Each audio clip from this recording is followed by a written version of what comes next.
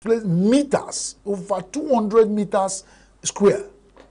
So whether you have come to scoop fuel, whether you are still at home sleeping, or you heard about fuel, whether you are watching from far, everybody gets involved.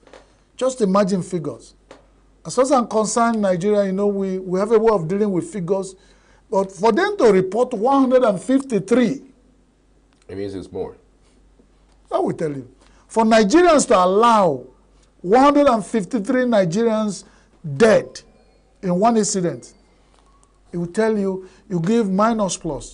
Because Nigerians have a way of padding. They pad the budget, they pad news, they pad everything.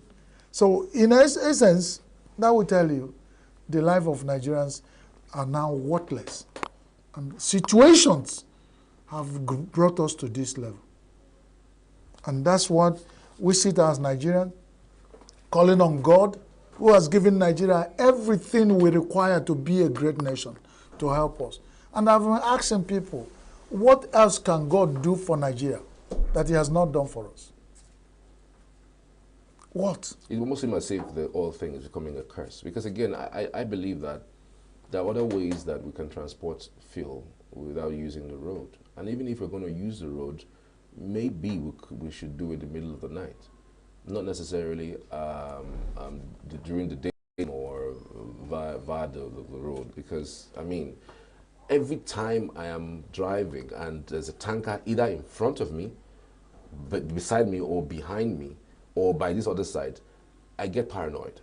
Because whether it's empty or, in fact, sometimes I even get scared, even if it is water tanker. Charles, any tanker, all tankers with that cylinder, all tankers with that cylinder, a potential bomb. Whether they are empty or they are carrying, they can be more potent bomb when they're carrying something, whatever they are carrying. You ask, what will it take? So we are here using money to promote and enrich other countries' industry, the people who make these trucks. But we are here, instead of putting this together, a friend was telling me, he's doing a project, and he's talking about Southeast as a business hub. But there's no single rail. Everybody still carries the sea transports, even the imported containers. Those ones are another 90% potential risk to Nigerian motorists. You can imagine, from Lagos to Southeast. Now within Southeast Aba and all the business hubs of East, there is nothing you say, I bought goods in Port Harcourt, and I put it in a rail that in the next few hours, nothing. There's nothing. Especially, I'm talking from where I am coming from. A typical Igbo man does not, all he wants is, allow him go to his shop, make business and come back. But they will still not allow such. They will go and sit down in the office, chop all the money you get from Abuja, but they allow these people to breathe still. Is now the most difficult thing to ask. During this Ember month, when we hear of such thing like explosion, especially tanker explosion, is mostly attributed to ritual killing. And but I'm just wondering, because it's almost happening during the Ember month. Do you think it's a myth, or it has nothing to do with that? It's just natural disaster? As far as I'm concerned, there is a proverb in my place. It's only a business you are into. You will know when is the time. Let me put it that way, because translating these philosophical African proverbs into English even makes you lose the essence. If I am a trader and I deal with ugu, vegetable, I know the time that the seasons and times that I deal with. So those who are the ritualists, they know their time, and so I won't go into discussing. I'm talking about the physical things you can see in Nigeria that are causing us to lose lives. A tanker that has started firing from Port Harcourt going to Kaduna No matter how many stops you make on the way, just Right. look at the extent of that. And you don't understand, this is a liquid fire. It keeps spreading. When it starts, See, it yeah. keeps spreading. keeps going At any further. point, you know what happened? Sometimes it happened in Onitsha. It happened in Opi Wake that a tanker fell down. And the gutters, the content of the tanker flew into the gutters. And the gutters went through the market, Wow. heading to River Niger. You are talking about Opi Wake, from Opi Wake to the river, where they channel the water, the drainage. So this through that tracks into the old Ochanja, into Port Harcourt Road, into the streets to get the whole place. And this thing we are moving, it gets to even shops where they are selling cooking gas. It adds up. It gets to where they are selling clothes. When fire starts in this, everything around it sounds like the folder for the fire. And that is the nation we are living in. Nobody sits down to carefully think about the risk that are involved in life we live. Everybody is looking for the money for his pocket. People will come do anything, kill people to get to power. When they get there, it's like the greeting of a man who has a bicycle. You escorted a bicycle man to a point, and he want to leave. It's like a friend who visited you, and he has his bicycle, maybe rolling it. When he want to go, he will always show you the other side. You do go on your bicycle. That is their leaders. When they finish coming to tell you, I water you, I fire you, I do this, I do this. Once they collect that certificate from INEC, dissolve into thin air. You can't even get them on the phone. You can't access them. You can't even tell them if they are representative, national or state. You can't even see them to complain. But then these are the things like we keep saying. There's so many reps, warns of unrest as FG Labour meeting deadlock. Yeah. This is it. Reps. What as reps is only warning. Who are they warning? The third arm of government in Nigeria, who are they warning? They should. Why should one arm of government warning the other? They should put heads together to solve the problem. And that's why I said, and I keep saying it when we were having the End Bad Governance hashtag. Some people think it's only presidency that has put the head to carry Nigerian wahala, and they go home dry. It's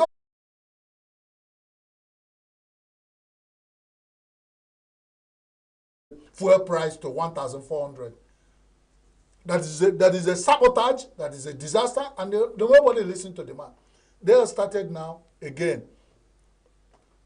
How can they, when you keep deadlocking discussions, you know what they're telling Nigerians? If they deadlock the discussion for the next 2 months, we will be like we will be. Now so the musicians say, now so we go the day. We go the day as we the day. No, nothing, we won't move an inch. So we will be buying fuel at this point. So they can deliberately deadlock discussions, thinking of they're buying time.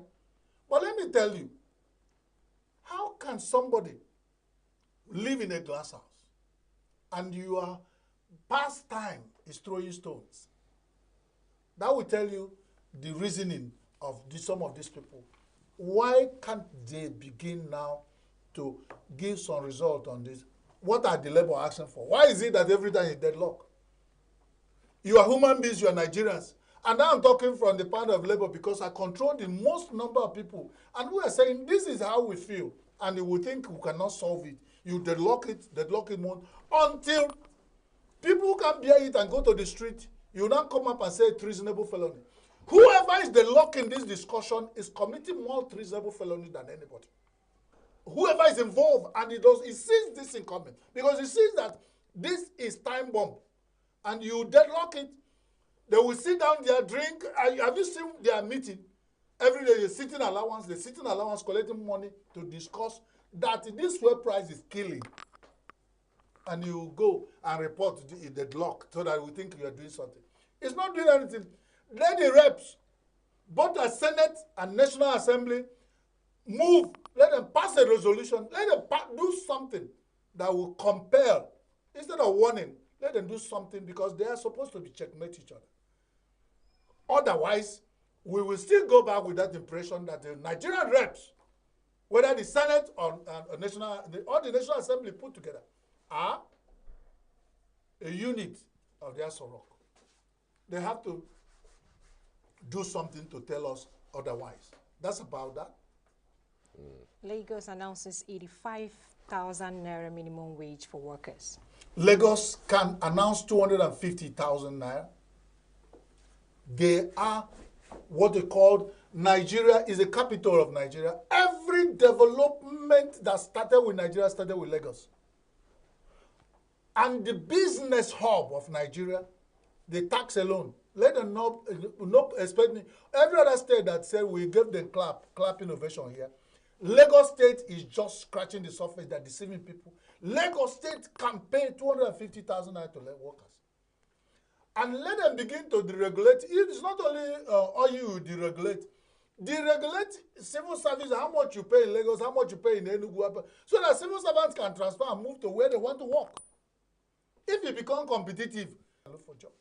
That's actually minimum wage, so it's more. The minimum, because, yeah. That's the minimum wage. What I'm saying, they can pay minimum wage of 250,000. Okay, we've got to go because of time. Thank you so much, Chris. It's okay. Thank you, Chris, for your time. Thank All right, you. we'll be back after this short break.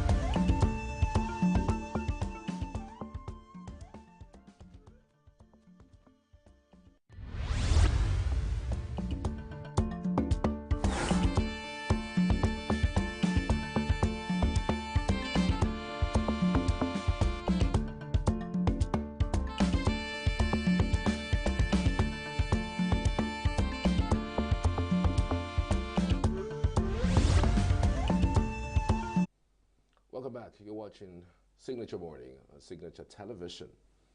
So we will talk about sports today because, of course, it concerns the Super Eagles. Not just because it concerns the Super Eagles. It was some sort of, row between Nigeria and Libya, given what happened in Libya. The Nigerian Super Eagles were stranded at an airport, at Al Apak airport in Libya, all because the plane was diverted at the last minute of landing into that airport. And even when they landed, there were no officials of the Libyan Football Federation that came to visit them. There was no food given to them. There was action that it had to take was to return back to Nigeria, a move that the Libyan Federation frowned at, and they said they would take legal action. We will speak to China Acheru, is a veteran sports journalist who would give us an insight into what especially happened on that day. Good to have you, China. Good morning. Good morning. Good to be on your show too. I don't know how you reacted to that latest development as regards that row between Nigeria and Libya. You have followed that particular news story. And another point that so many persons are making, especially from the point of view of the Libyan Federation, is that they did what they did because of how they were treated when they landed in Nigeria. Can you give us an overview of what really happened? Yeah, that's what people are saying, especially from the Nigerian side, that it was a revenge move. But even at that, we have no proof of that, right? And the Libyans have also not said it was a revenge move. Now, the Libyans had some crisis in Nigeria, which they want to put on Nigeria's shoulders. But the truth is, granted, they had it rough when they came to Nigeria. They were so, in quotes, abandoned at the airport. They landed at the wrong airport. They had to make a 5-hour road trip from Port Harcourt to Uyo. All of that happened to them. I mean, they passed through bad roads, through roads surrounded by forest on both sides. At the time their bus broke down. They passed through all of that. But was it a Nigerian plan?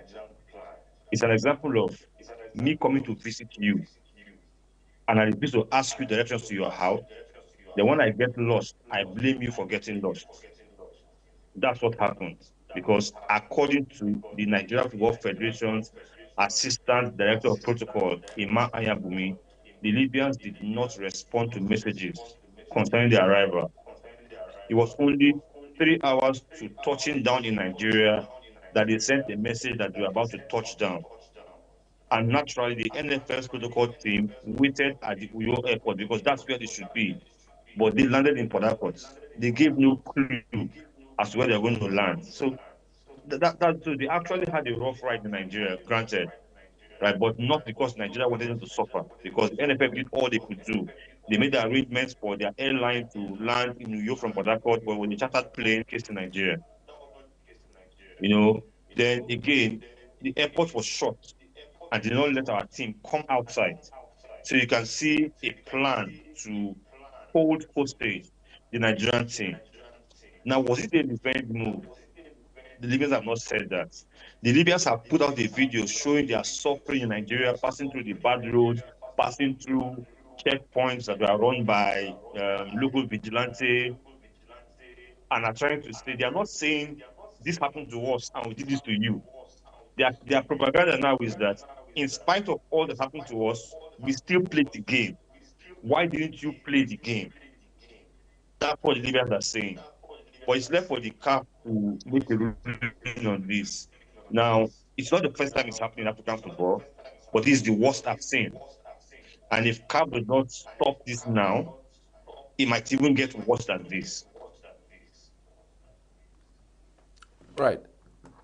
I listened to the coach, Egwaivoin, and he says that there wasn't any reason to go ahead to continue with that game, even though the Libya Football Federation is stating that, yes, all those things happened to them, but they went ahead to play the game. So why didn't you go ahead to play the game? But Egwaivoin was stating clearly that there was no way that that game would have been played in that condition. That it does look like the Libyan authorities didn't even want the Super Eagles in that country, because that was what it felt like.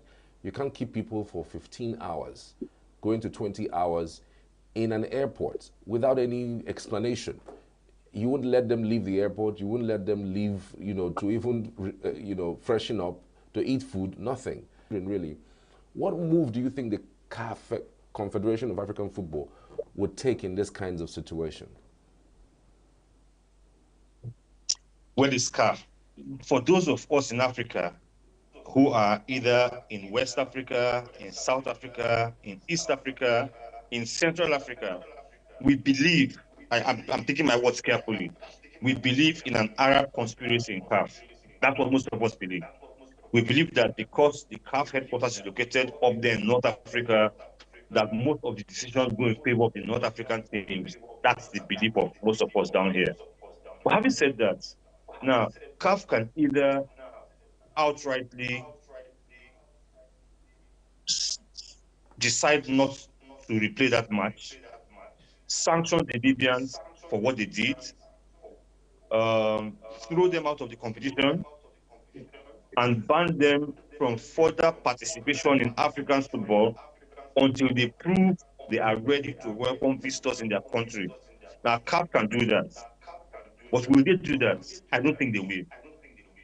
Now, CAF can take the easy way out and just call for a replay, because they can let the other AFCON qualifiers go on in November and leave this one, because the AFCON is in December next year. There's a lot of time to play this one game.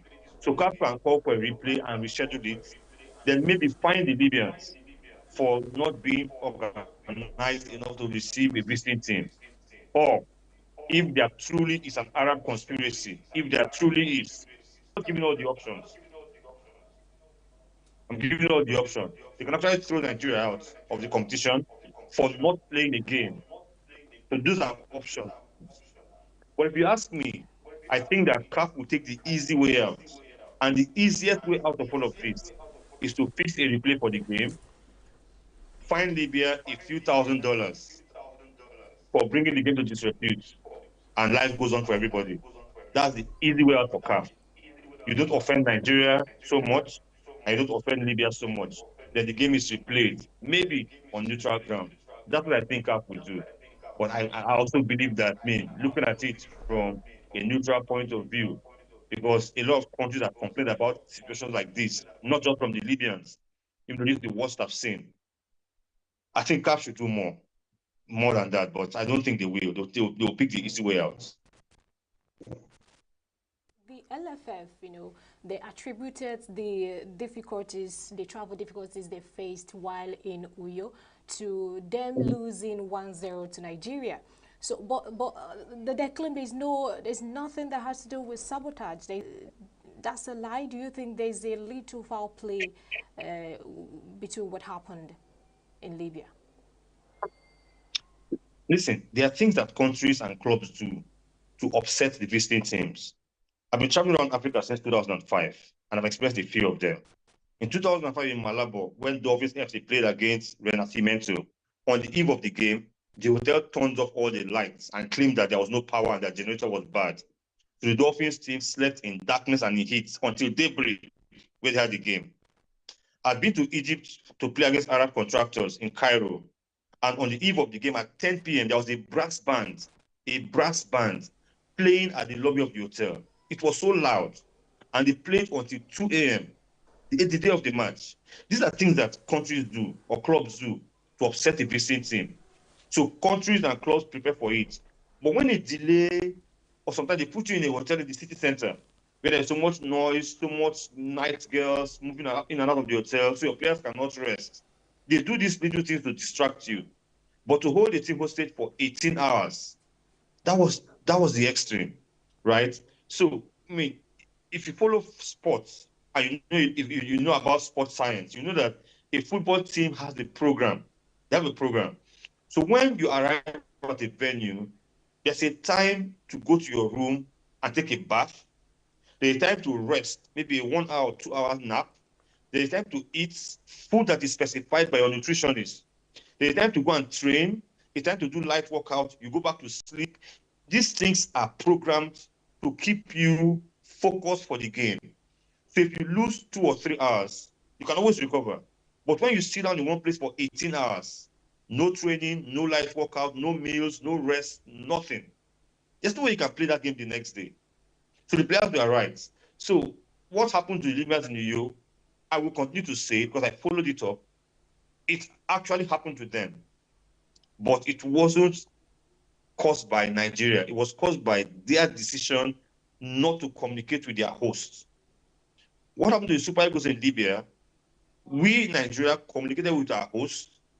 They diverted the plane that was about to land, even when the pilot told them, I do not have enough fuel to go to another venue. They said, no, I have orders from above that this plane cannot land. The pilot had to divert the plane to another airport. And you know, Libya is a country run by two governments. One government controls 2 cities, the other government controls other cities. Then at 11 p.m., you now tell the players to get on the bus and travel 3 hours. Nobody will do that. So I think it was a well-orchestrated plan to stop the Nigerian team from being focused to play the game. Yes, that's what I think. But again, we have to prove these allegations. So what was Nigeria's stance on CAF's actions and recommendations? No, CAF has not spoken yet. Now, the day the team departed back to Nigeria, CAF issued a statement saying their disciplinary committee will investigate the matter and come out with a ruling. Up till this morning, unless at midnight, but up till this morning, series of posts on social media, those did not come from CAF. CAF has not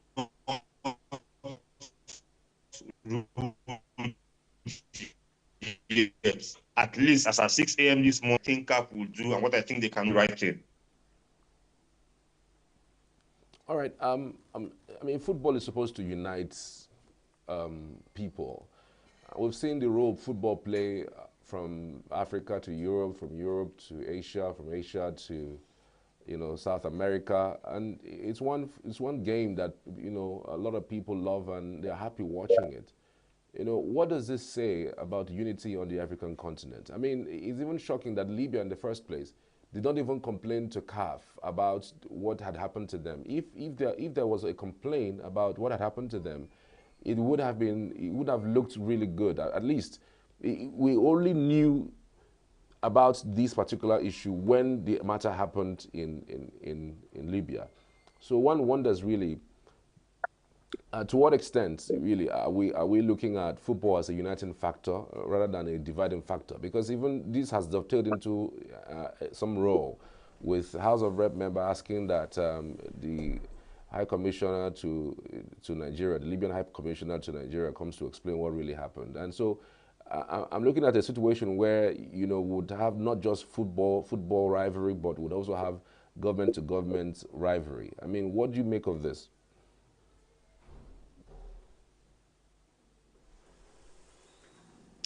I also think that the whoever is the Libyan ambassador to Nigeria should be recalled. I think she should be sent back home. I think she should be sent back home. I think. I'm not a diplomat, so I may be wrong. Now, football at club level, first it's about entertainment, then about making money, and finally, when it comes to national teams, the World Cup, the AFCON, there's a lot of politics involved. There's a lot of bragging rights involved. Presidents have won re-election because of football. Football have also caused wars. There was the war between El Salvador and Honduras in the early 80s that said because of a football match, an all-out war between two countries because of a football match. So football has also caused war.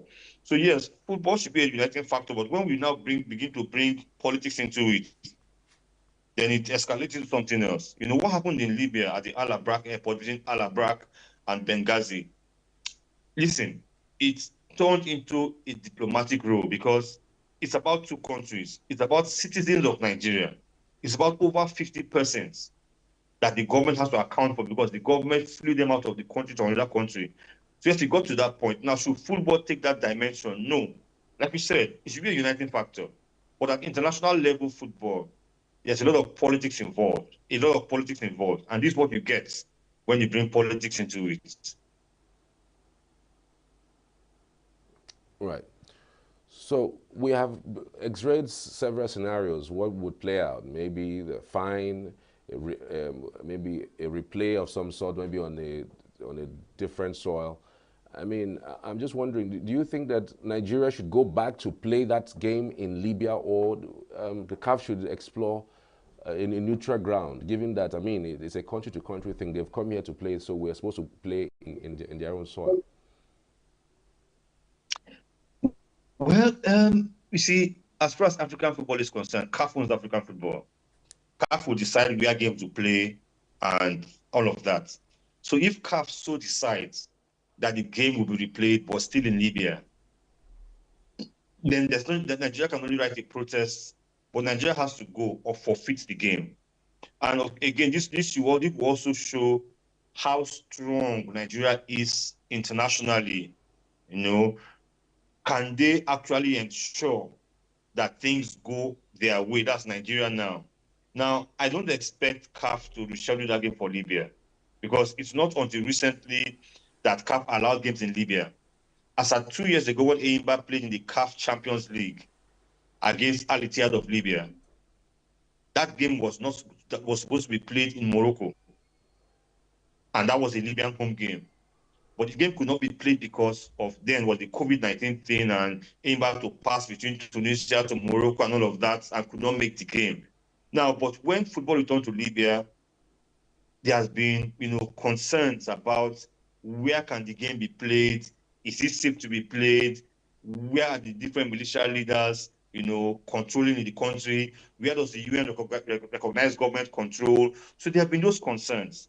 So CAF has every right to say, yes, the game can be replayed, but maybe in Morocco, maybe in Tunisia, maybe in Sudan, maybe some other country. So it's CAF's decision and prerogative. But if CAF decides that the game should be played in Libya, then the Nigerians can't do anything about it. They can only protest, but eventually we have to play the game or forfeit the game, which might mean evoke stronger sanctions from CAF. So it's this time that those phone calls should be made, those emails should be sent, those buttons should be pressed. Let's see how strong Nigeria is in the international community and what we can get for ourselves out of this diplomatic role between Nigeria and Libya. We've seen several headlines, trying to tell this same story. You hear things like NFF scraps the match with Libya, CAF deletes the match between Nigeria and Libya. So you were wondering whether the games are not going to be played at all. Even though CAF have said that they have launched the investigation, how soon are we expecting to hear from CAF regarding this? Because again, these games were supposed to have been completed, and the AFCON is supposed to be next year. Now, CAF has a fixture schedule.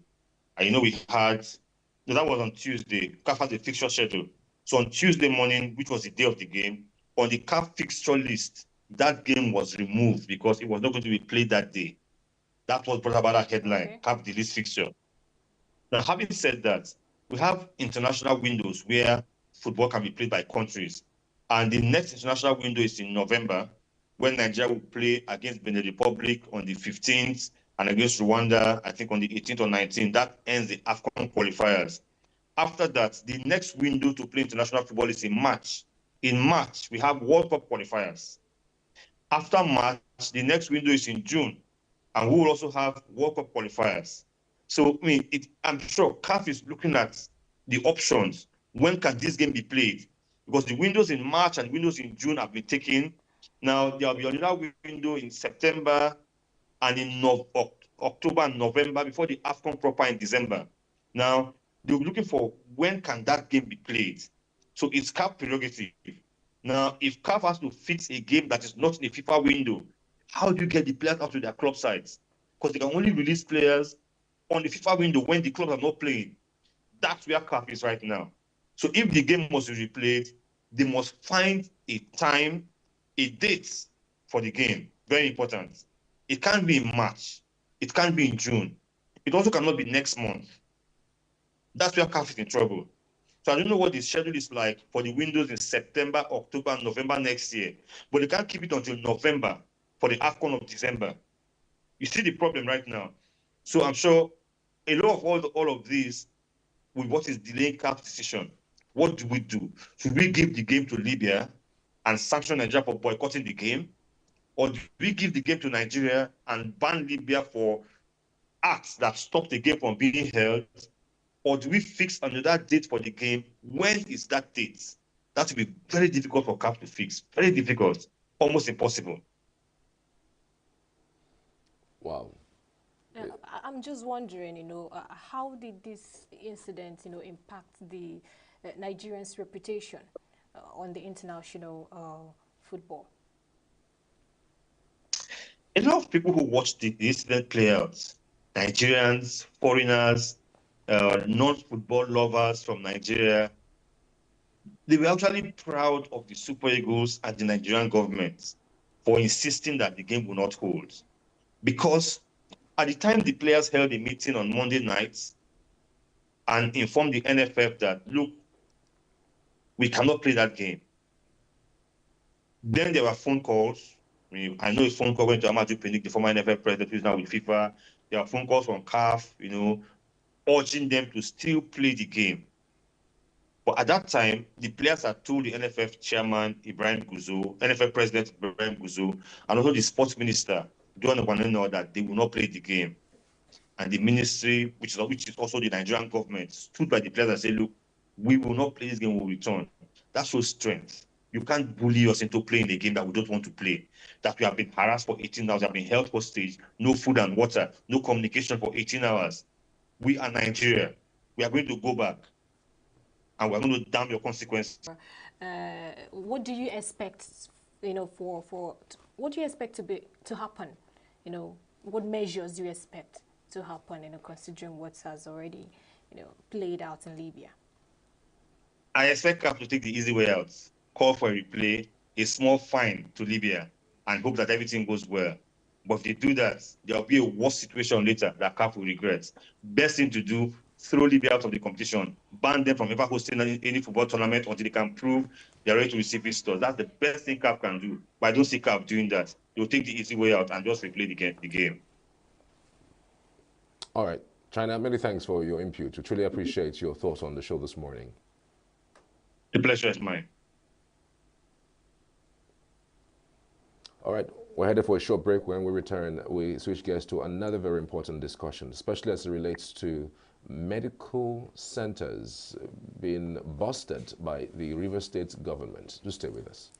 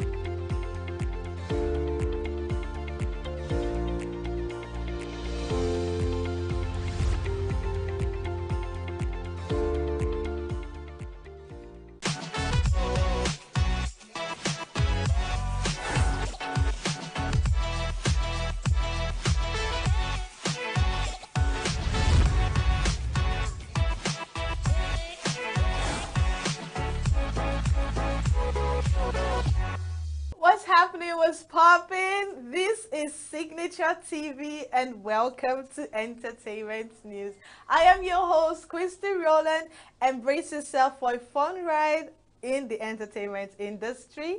And first, we have Nigerian Afrobeat musician Oxlade has claimed that he receives more love from Ghana than his home country. Oxlade made this known speaking on his decision to feature Sarkodie, Ghanaian hip-hop legend, on his debut album, Oxlade from Africa. During his latest interview, the singer clarified his earlier post on X where he said some OGs were boycotting and blackmailing him. He explained that the posts were triggered by his dislike of people trying to play God in the Nigerian music industry.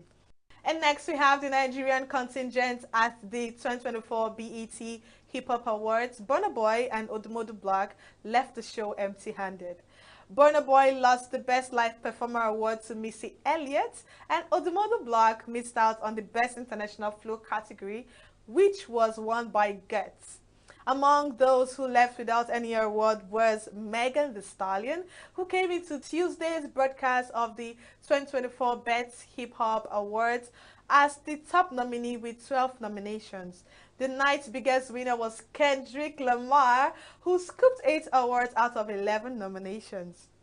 And we have singer Damini Ogulu, aka Burna Boy, has displaced his colleague Tems as the Nigerian artist with the most charting songs in US Billboard Hot 100 history. He achieved the feat after breaking a tie with Tems with the debut of We Pray by Coldplay featuring him and Lee Sims and Tissot Tossell on the charts this week.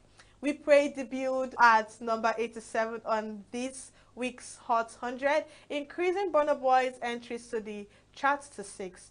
Tems has 5 entries on the charts, while Wizkid was the first Nigerian artist to debut, has 4 entries.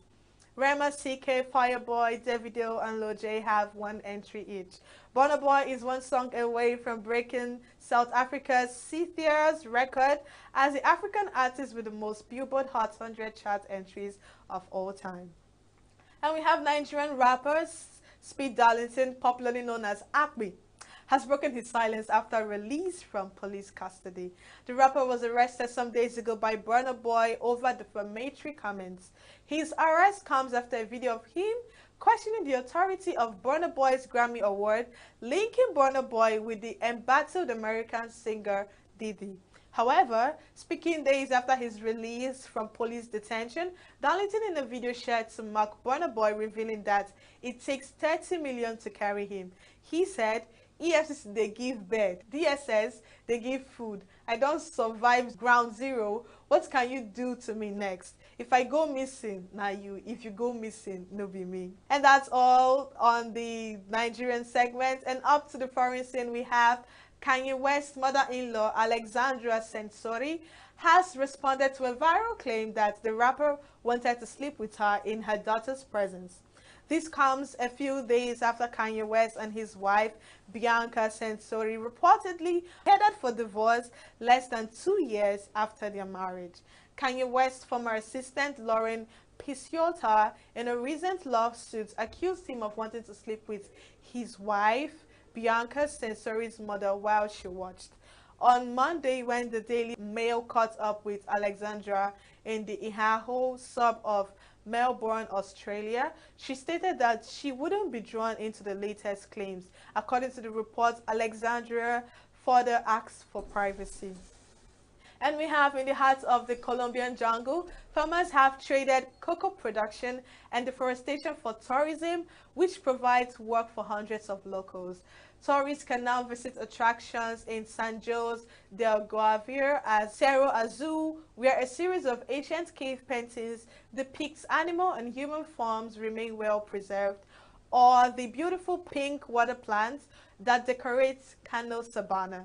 The region was inaccessible due to guerrilla groups and drug production, but it started opening to the world after the peace agreement between FARC and the Colombian government in 2017.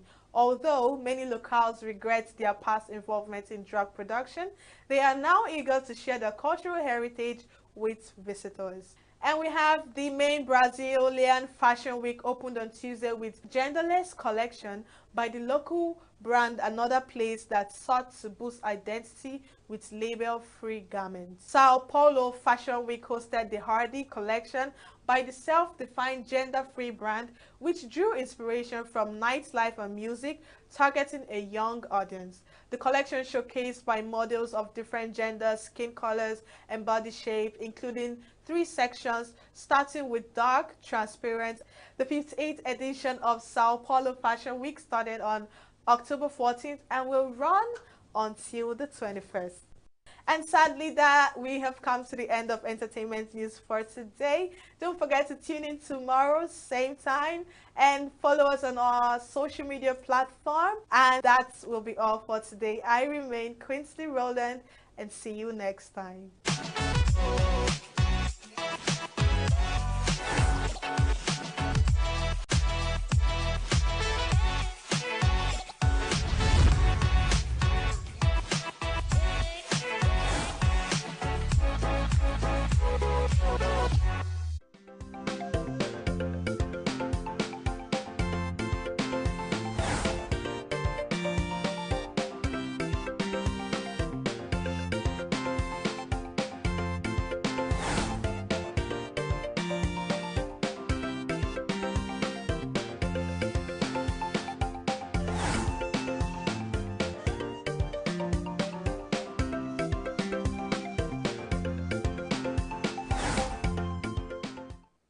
Welcome back. You're watching Signature Television on live broadcasting from ENUGU, Southeast Nigeria.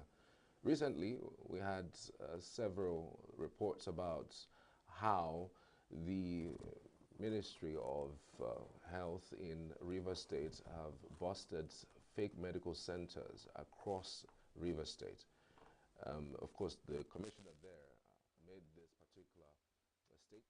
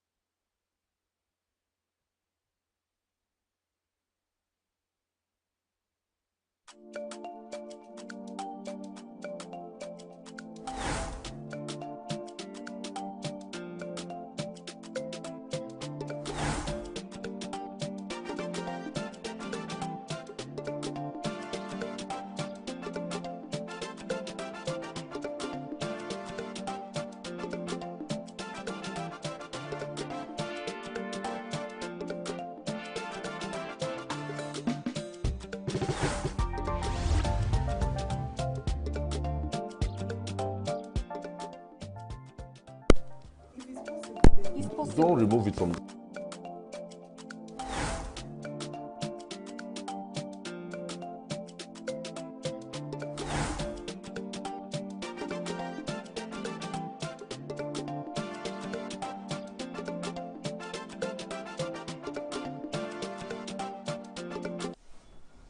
Welcome back. You're watching Signature Television.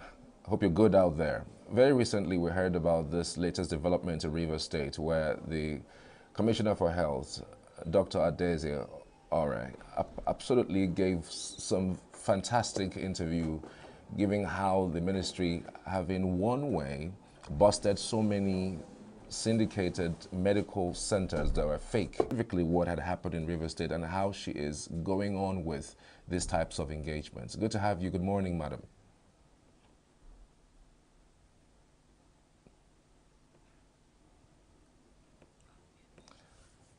Dr. Adeze, if you can you please unmute your microphone? We can't hear you.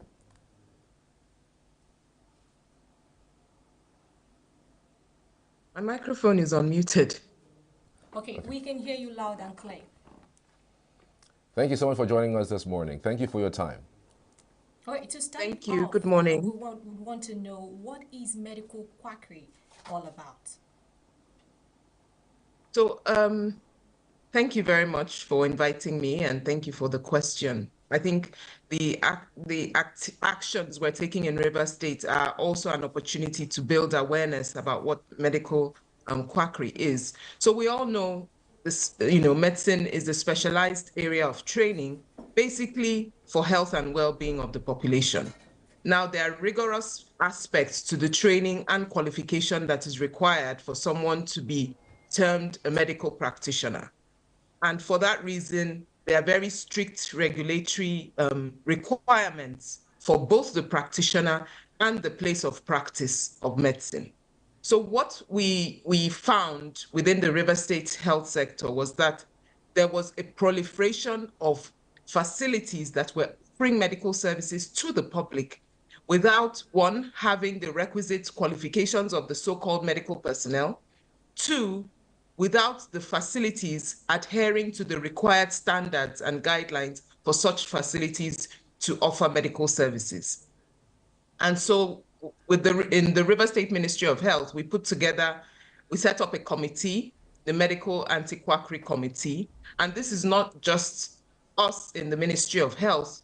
We're working with the Nigerian Medical Association, the River State branch. We're working with the security agencies as well, some distinguished and recognized reputable medical practitioners known within the state.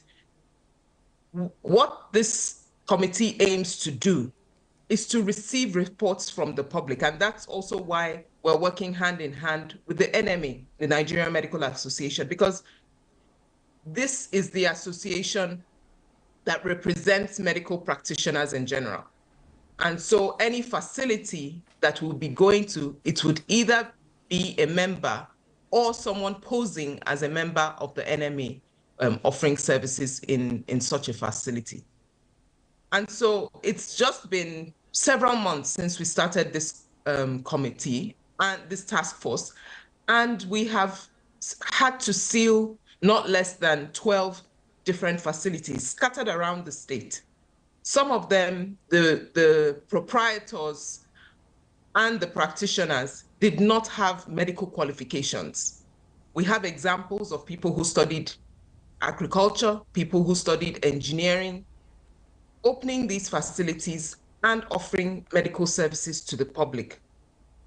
Aside from that, there were some facilities where there were actually medical practitioners who had graduated from medical school, but the facilities did not adhere to the standards and the guidelines that are required for facilities to offer quality care that can safeguard and protect the lives of the public. And so the reasons for sealing several facilities are varied, and each one is addressed on a case-by-case basis.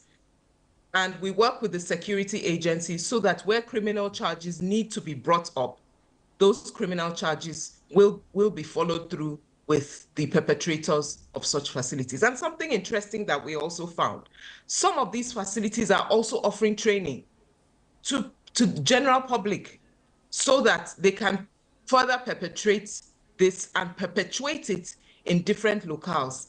So it's not just about them practicing illegally and unethically, but also trying to perpetuate this for more people to start offering such unethical and criminal services to the public. And so if we're talking about safeguarding the lives, the health and the well-being of the people of Rivers State, definitely this is also something that we need to tackle to sanitize the entire health sector.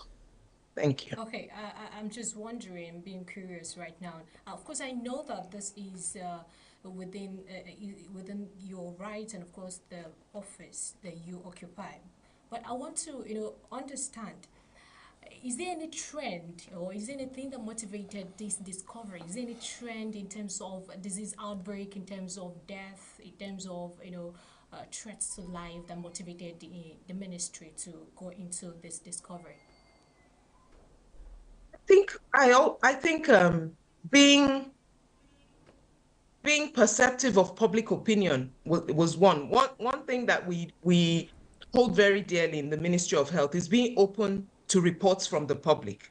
So some of these came as reports, people saying went to a facility and just something seemed off about how they were attending to patients. There was one of the facilities, some of the comments from members of the public who went to such facilities is that they noticed that from getting into the facility, people were being attended to on the floor, on the bare cement floor.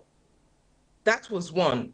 Another was from one of the public facilities, higher public facilities, receiving a referral note that was shoddily done and raised the suspicion of the medical personnel in that referral facility.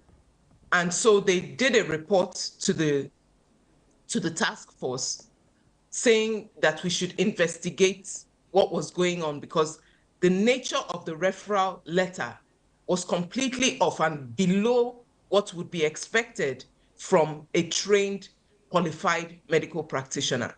For another, and in another case, it was someone who uploaded on social media, and the press got wind of it as well, that they had been unethically treated in one of the facilities. So like I said, it's different. It's not like we just suddenly got an inspiration from nowhere, but it's also being in touch with community voices and hearing the experiences of people and not discountenancing people's experiences. So following through on what we get from the public, we followed this and saw that it was actually a growing problem within the health space that needed to be addressed.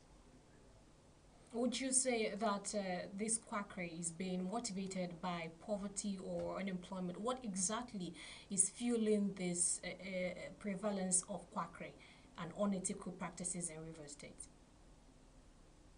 Well, I would say, first of all, that based on what we're seeing, I know that it's not peculiar to Rivers State. It's just that this is something that we are tackling in Rivers State. And secondly, yes, there is an economic component to it, but there's always an economic component to crime. And so the fact that there are economic challenges shouldn't be a justification for someone to enter into a criminal enterprise. Remember that one of the mandates of the Ministry of Health is to ensure standards and quality of medical services. And if this also means finding illegal facilities that are facilities that are carrying out medical practice unethically and therefore jeopardizing the lives of both citizens and residents of the state, then this is something that also comes under the mandate. But I don't think that poverty and the challenging economy is a justification for people to open facilities that puts the lives and the well-being of the public at risk. And that's why there are regulatory agencies, and we in the Ministry of Health take this problem as something that needs to be tackled head on.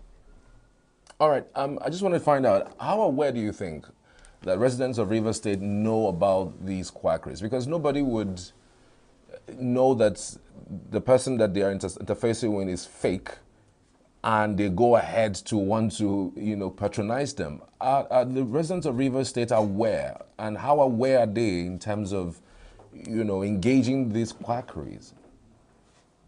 I would say that the awareness has built with the work that we're doing. Because some of these facilities are embedded within communities. And I'll give an example. I won't state the particular community, but in past 2 months, there were some facilities that we shut down, and we had community leaders come to the ministry to interface on behalf of those facilities. Now, just like you said, some of the community members may not even know that such facilities are quacks because they don't have the requisite information about the qualifications or the standards that are required. And this is where we, as the gatekeepers of safety within the healthcare space, have to come in. And that's why with every action that is taken against any of these facilities, we work closely with the press to disseminate the information, inform the public, state why those facilities were shut, hoping that in that process we're generating increased awareness, we're sensitizing the public about the presence of such unethical or illegal facilities within the community so that people can start asking questions.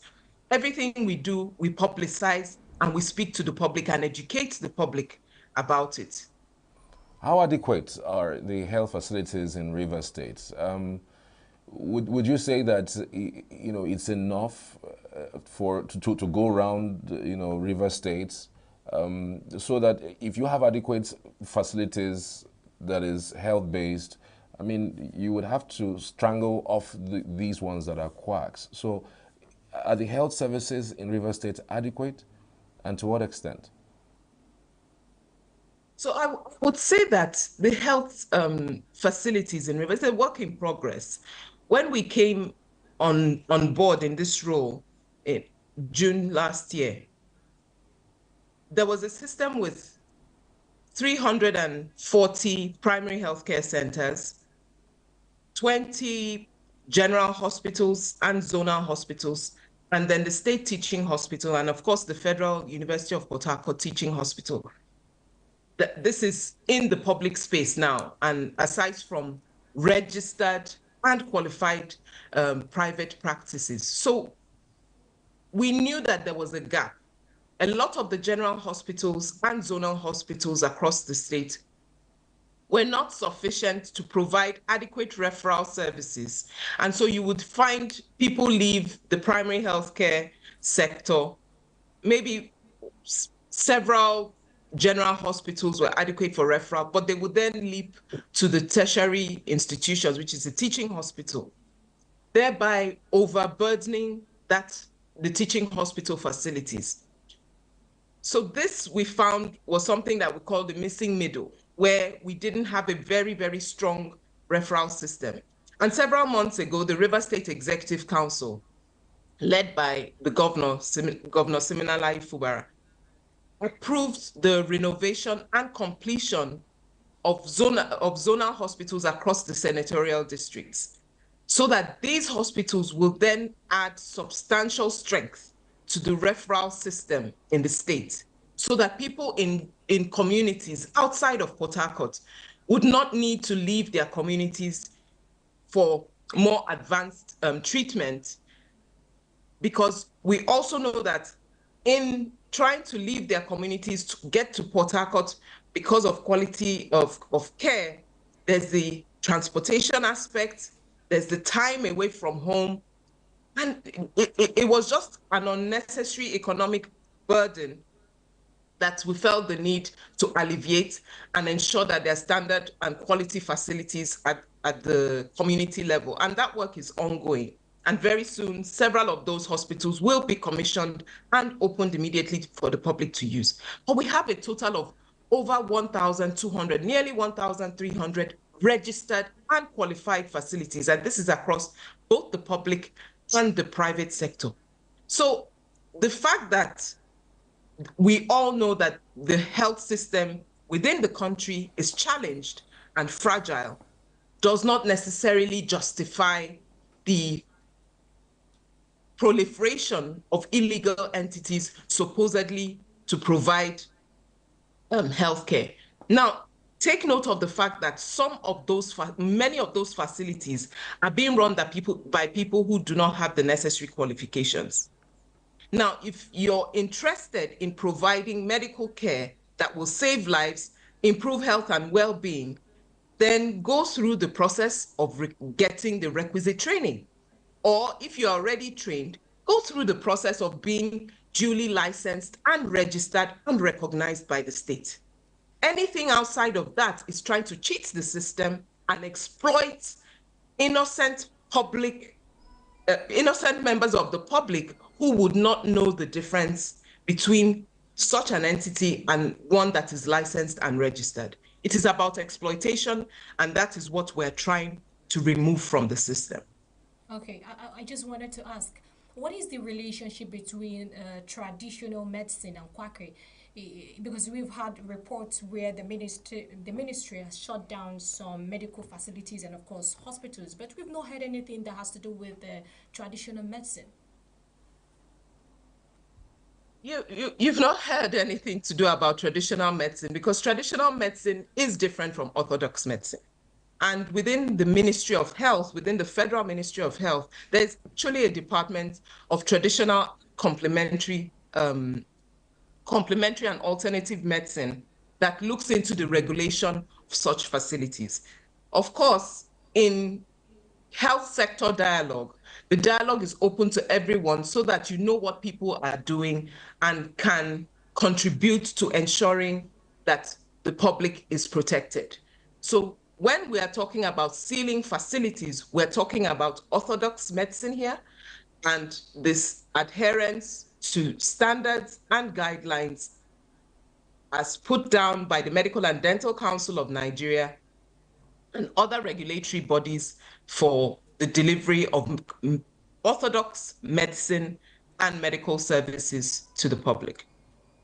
So it means there's nothing like quackery in terms of traditional medicine, because you talked about traditional medicine being an arm to the ministry. So I'm wondering, there must be something the ministry is doing, to also regulate this traditional medicine. I think you may have missed what I said. In health sector dialogue, the dialogue is open to everyone. And so in such dialogue, you know what even the traditional there, and then they overstay their welcome, and then they become members of the community. So is there some sort of collaborations that the ministry is having with heads of communities around town, and of course in educating the people as well, some sort of information flow between the ministry and these people in these communities?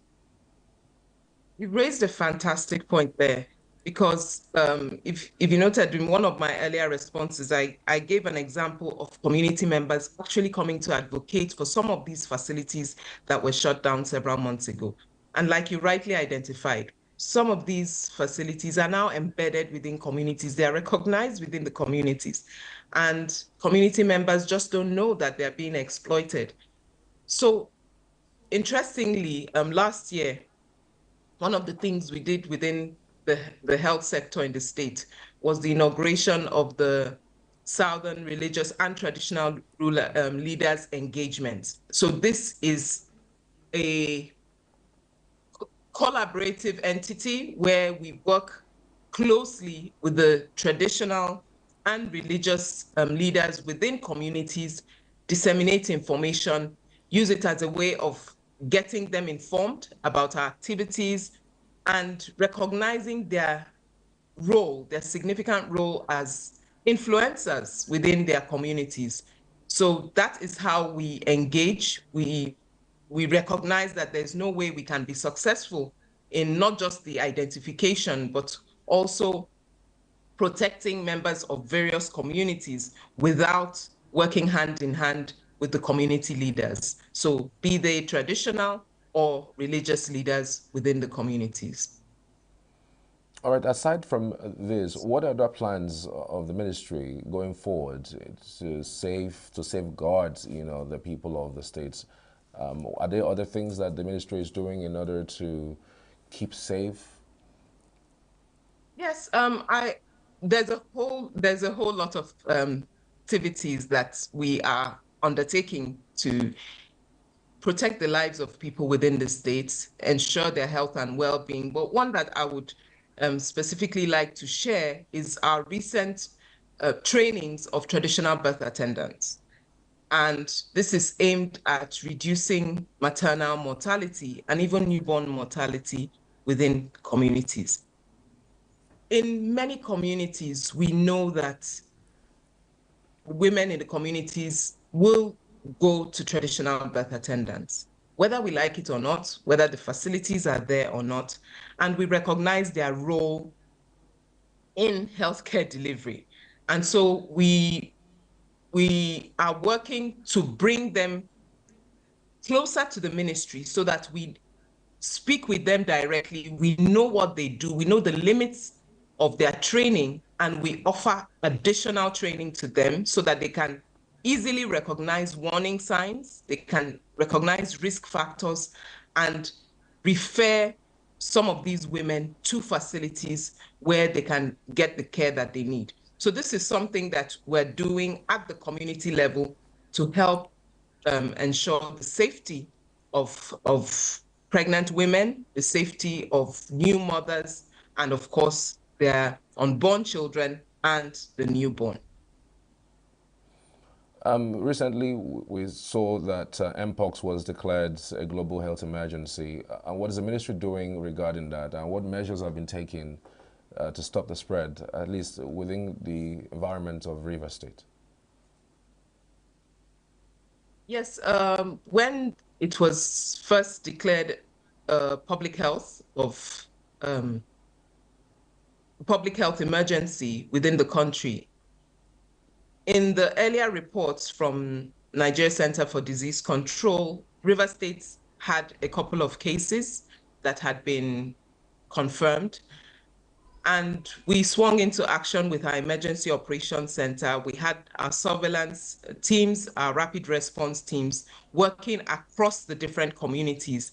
We then sensitized our health workers across the communities to recognize the signs, have a high index of suspicion, also carried out community sensitization using various media, the traditional community means of disseminating information using traditional media, radio, and town criers in several communities, just to heighten the awareness and get people to report to facilities when they had suspicions. So our Emergency Operations Center has been active for all this time with a mindset of ensuring that suspicious cases get to be tested quickly, and if confirmed, the adequate protocol of treatment undertaken so that we limit the spread of the infection. And of course,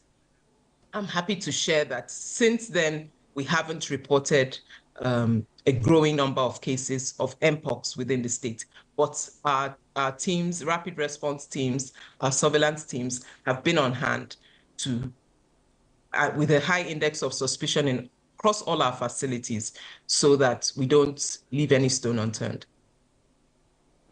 Beautiful work you're doing, madam. Just to wrap things up, I just wanted to find out, when someone discovers a medical center that is fake, how do they reach out to the ministry? What numbers should they be calling? Where should they go to if they need to be somewhere for the ministry? And then what are the procedures to register a medical center? Because again, some people will say that the reason why they haven't registered their medical center is because the processes can be cumbersome. I mean, it's governments. We have all of these bureaucracies that are littered here and there, and maybe because of that, they just go on with opening one, and then they have people who patronize them, and then they just continue, even though according to the law they might be wrong. Even in your discovery, you found out some of them who have certificates that are quite qualified, but it's just that they did not register the center. So can you just put this in perspective? Yes, we have a Directorate of Medical Services within the Ministry of Health. And when a facility seeks to open its doors, or a proprietor wants to open a facility, they should visit the Directorate of Medical Services and because it's basically about submission of registration, qualification details, and an inspection that will take place from the team at the Ministry of Health to assess the facility and make sure that it adheres to certain guidelines. There are many facilities. In the process of registering, the ministry will make certain recommendations, say for placement of where they plan to have a surgical theater, or where they plan to have a newborn ward. Such suggestions have been taken on board, and they just improve the flow and improve the standard and quality of care that is delivered. So I know that people are very wary of bureaucratic processes and lengthy processes, but there's the saying, a stitch in time saves 9. So you just go through that one step of seeking every requisite recommendation and guideline that is required for your facility, and then you go to sleep and know that you're not worried about anything to do with the licensing. When you speak to your patients, when you open your doors to your patients, you know that anybody walking through your doors recognizes that you're a duly licensed and registered facility. So I think it's the ostrich phenomenon. Burying your head isn't going to save you at the end of the day. You might find yourself having to face criminal charges, which you would agree with me is not something pleasant that anyone wants to go through. So just report to the Directorate of Medical Services and get the necessary information on what you need to do. For the calls, the Ministry of Health has several emergency lines that have been publicized. We have 24-hour call service. So any of the calls that is related to a facility that a member of the public seeks to report, they can reach us on our medical emergency lines, 0904 0222281 or 0904 0222283 or 0904 022285. Any of those numbers, someone will connect you, pass the message on to the task force for onward investigation of any of those facilities. So these lines that shared are the lines for our recently revitalized medical emergency services in Rivers State. All right, so what are your final words to the people of Rivers at a time like this? My final words to the people of Rivers, while thanking you, the fantastic team at Signature TV, is our mantra in Rivers State is health for all rivers. And we cannot adequately say that we're addressing health for all rivers if we're not carrying out our role to strengthen existing facilities that are registered, licensed, and qualified to deliver care, and removing criminal facilities from the healthcare space. That is our role, that is our responsibility, to sanitize the system so that members of the public can walk into facilities knowing that they will receive adequate care because they're in facilities that have been duly licensed and registered by the Rivers State Ministry of Health. All right, thank you very much, Dr. Adeze Chidema Ored, Commissioner of Health, Rivers State. Thank you for your insights this morning. Your work is admired, and you are admired too. Thank you very much for having me this morning. I mean, it's been fun talking to you. Thank you so much for helping us spread the message. You're welcome. You're welcome. Thank you. Thank you. All right, we're headed for a short break. We'll be right back after this. Do stay with us.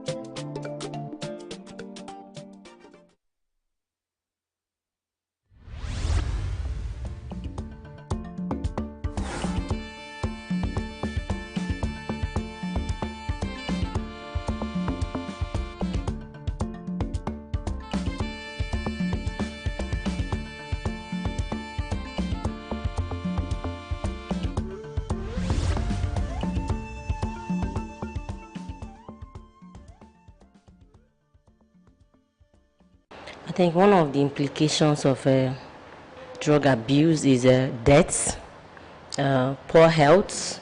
In terms of this drug abuse, it's really affecting the youth. I had a program that we are talking on this issue, and somebody just mentioned in the next 10 to 20 years, fertility problem will be on the increase because of this drug abuse that our youths are embarking on. And it's somebody that is bringing them in. Somebody is promoting the sales or encouraging them. Before you know it, another one will come, another one will come. It's somebody that is in top that is bringing it. Because I don't understand how people that are in communities, villages, they don't have access of importing all those things in. It's people that have money that is bringing them. If government really want to tackle it, they should start from the up so that it can come down. One of the major risks of having fake drugs in our communities, health challenges, health risk.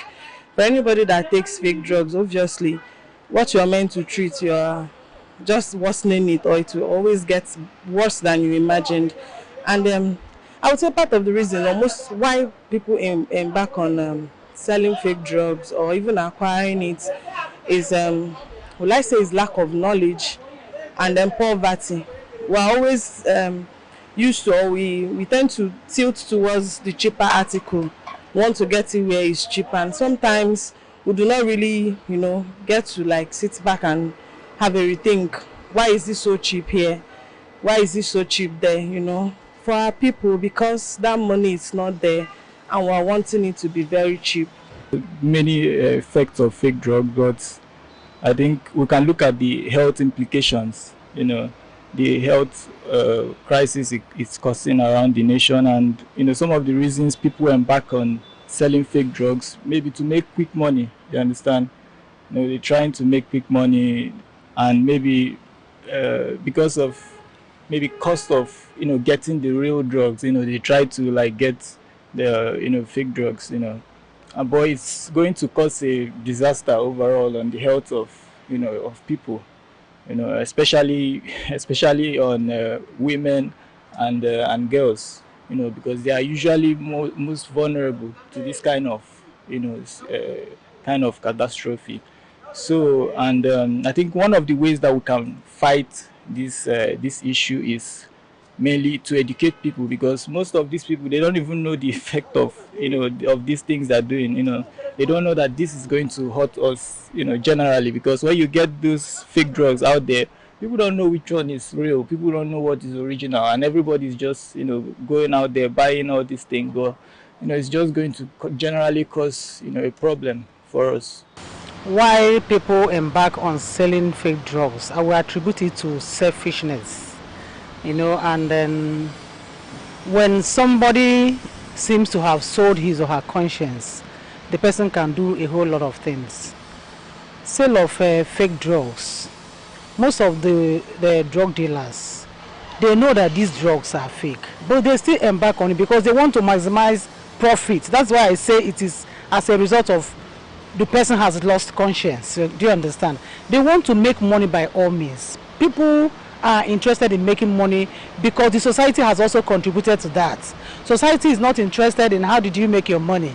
Society is interested in who has made it, and they want to identify with who has made it. And to that effect, people are doing every manner of bad things to make money. Because even apart from drugs, there are a lot of illicit businesses people do here and there. I know when Derek was there as a NAFDAC director, she tried all her possible means to see how she can stop that. But immediately she left, the other man came, and today is like, they are working actually, but it's like a lot of things are going on the background. One of my staff, the younger sister, had a very terrible experience as a result of fake drugs. She had malaria, so she got her drugs. Unknown to her that in fact, she discovered that the drug had expired on the last day she was taking it, because one thing is that our people are not very good at checking expiring dates. Even beverages and all of that we take, people are not very conscious of checking expiring dates. So she realized that the drug had expired on the very last day she was taking the malaria drugs, and because she was not getting the effects of the drug she was taking, and again she was having reactions and all of that. Just to cut the long story short, that lady was supposed to, you know, serve for her 1 year mandatory youth service, but that the fake drug she took resulted to, in fact, she was paralyzed. She also lost one of her eyes. A lot of complications. Today she cannot see because in the process of trying to correct the other eye, the other one got affected. Today she's blind and she couldn't even walk.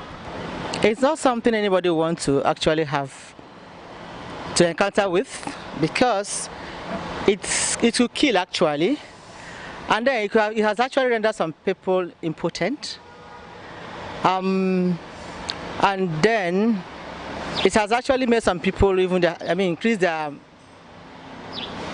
ailment, because when the person is actually paying so much for drugs, thinking that he or she is actually ingesting appropriate medication, he or she wouldn't know that they're actually taking something that is not actually adding value to their health, and then it's sort of by the end of it, some people could die, which we have had, and some people could actually develop some more further complications.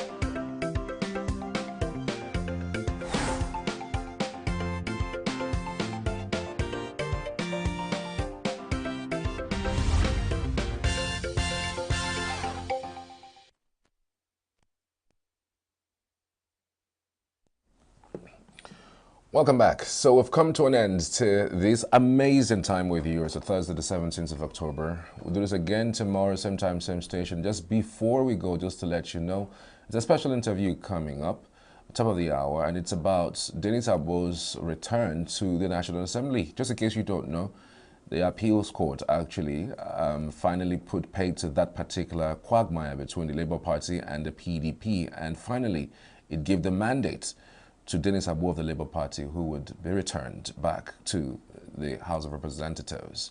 So we'll have that interview next on our channel. My name is Charles Pio. See you tomorrow. All right, I am Belinda Mwobodo.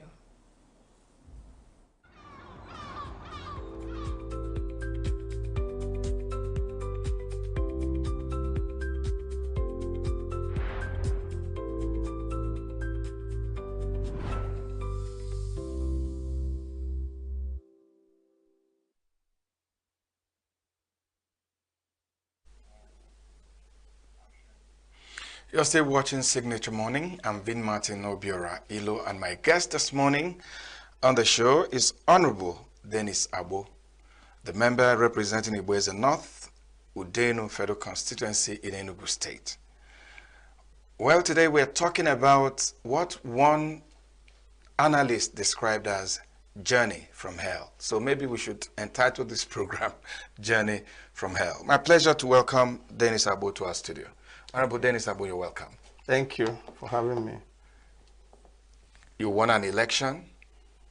Someone went to the tribunal, all the way to the appeal courts. They said you should go back and do some part of that election. At that election, you lost. You went to the tribunal, ended up at the appeal court, and on the, what date now? On the 15th of October, you were re-sworn in, re-inaugurated as the authentic member representing the people of Ibueza North within the federal constituency. How do you feel? Thank you once again, and thank you, viewers. May I correct something? I didn't, by my inauguration on 15th of this month, on Tuesday, it means I did not lose. It means I actually won. But a wrongful and unlawful declaration was made. That is the way we put it. And how do I feel? I feel quite grateful to a lot of people. Primarily, I feel grateful to God for making this possible. I thank my constituents who have continuously stood by me, giving me a popular mandate all the time. I thank the judges who presided over this matter. People used to say this is Nigeria, but we saw a new Nigeria in this process. Judges at all levels. And by the way, may I remind us here, it was not just tribunal appeal. There were 7 cases before that. And so on the whole, we have 11 cases presided over by Nigerian judges and justices. Sometimes judges of the High Court, justices of the Appeal Court, justices of the Supreme Court. 2 times to the Supreme Court, 4 times to the Appeal Court, 2 times to Tribunal, 3 times to the High Court. And they were all Nigerian judges.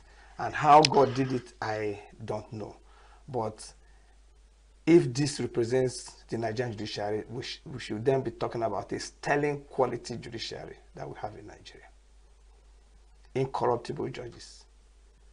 People who could not be penetrated by all the powers that be. So I am very grateful to them. I thank my team of lawyers, 2 senior advocates and other juniors. I thank the people from my constituency who came to testify and made the decision of the judges much easier. Okay. When somebody follows your story from 2023, when you indicated interest to run for this position, it has been a journey full of roadblocks, a journey full of speed breakers. Tell us the story from beginning, because I know that in researching for this interview, I discovered that you had gone to court and ended in the appeal court about 2 or 3 times before even the election. And the Supreme Court. So, and the Supreme Court. So tell us about it. The story is like this. I don't know, but my people have started to trust me. Initially, what I used to hear is that I'm stingy. I don't distribute money. I don't share money to people. But I know that sharing money will not get my constituency, our state and country anywhere. Transformational projects will get us into the trajectory of development. So I chose to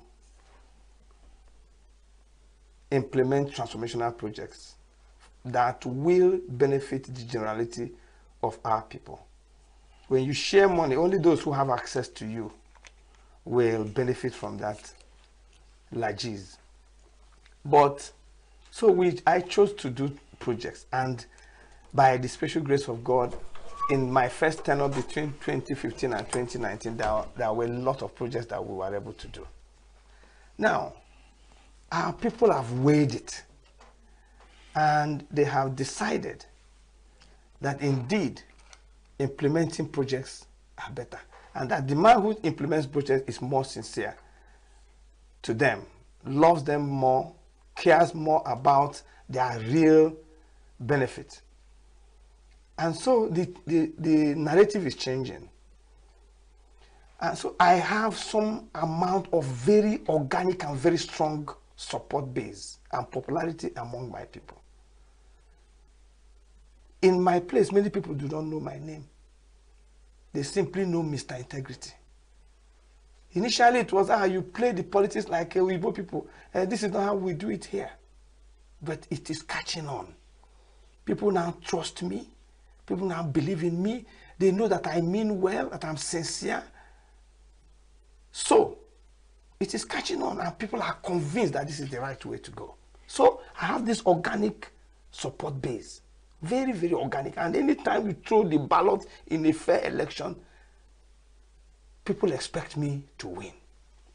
So, at the onset, those who are my opponents, the first thing they tried to do was to stop me being in the ballot. Because wherever I stand in the ballot, whichever side I stand in the ballot, people will swing to that side. So the best thing is to get this man out of the, let him not be on the ballot. So that was why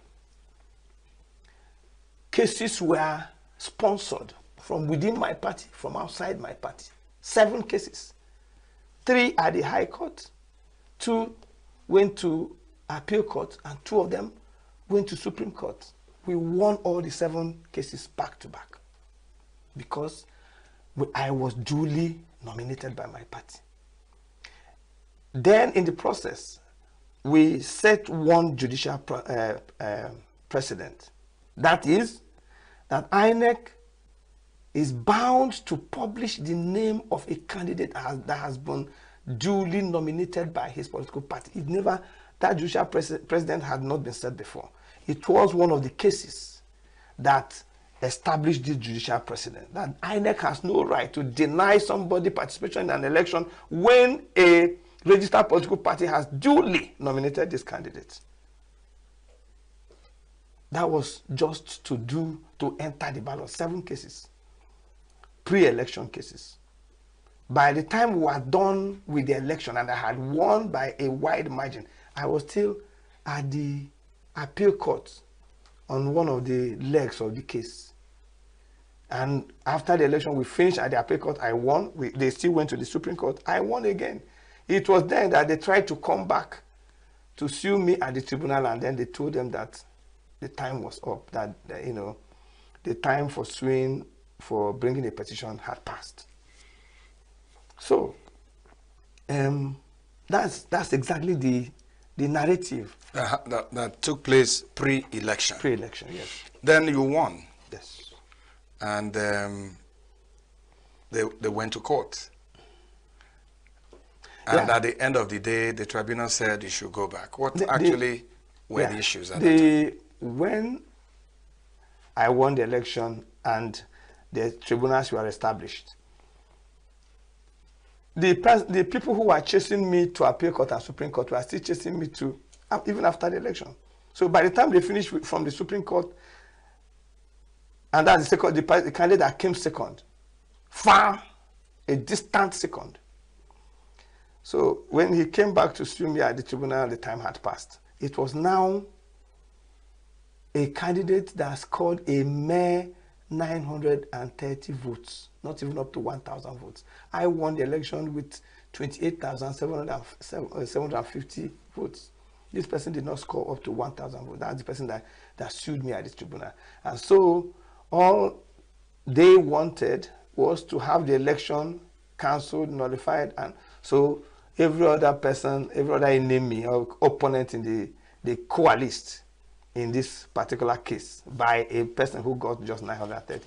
Of course, at the tribunal, it was a very unserious petition. Very, very unserious, because we have 532 polling units. And the petitioner called 3 witnesses. For you, who won 930 votes, to challenge an election in 532 polling units, where the winner scored 28,750, you needed to call more witnesses. She called 3.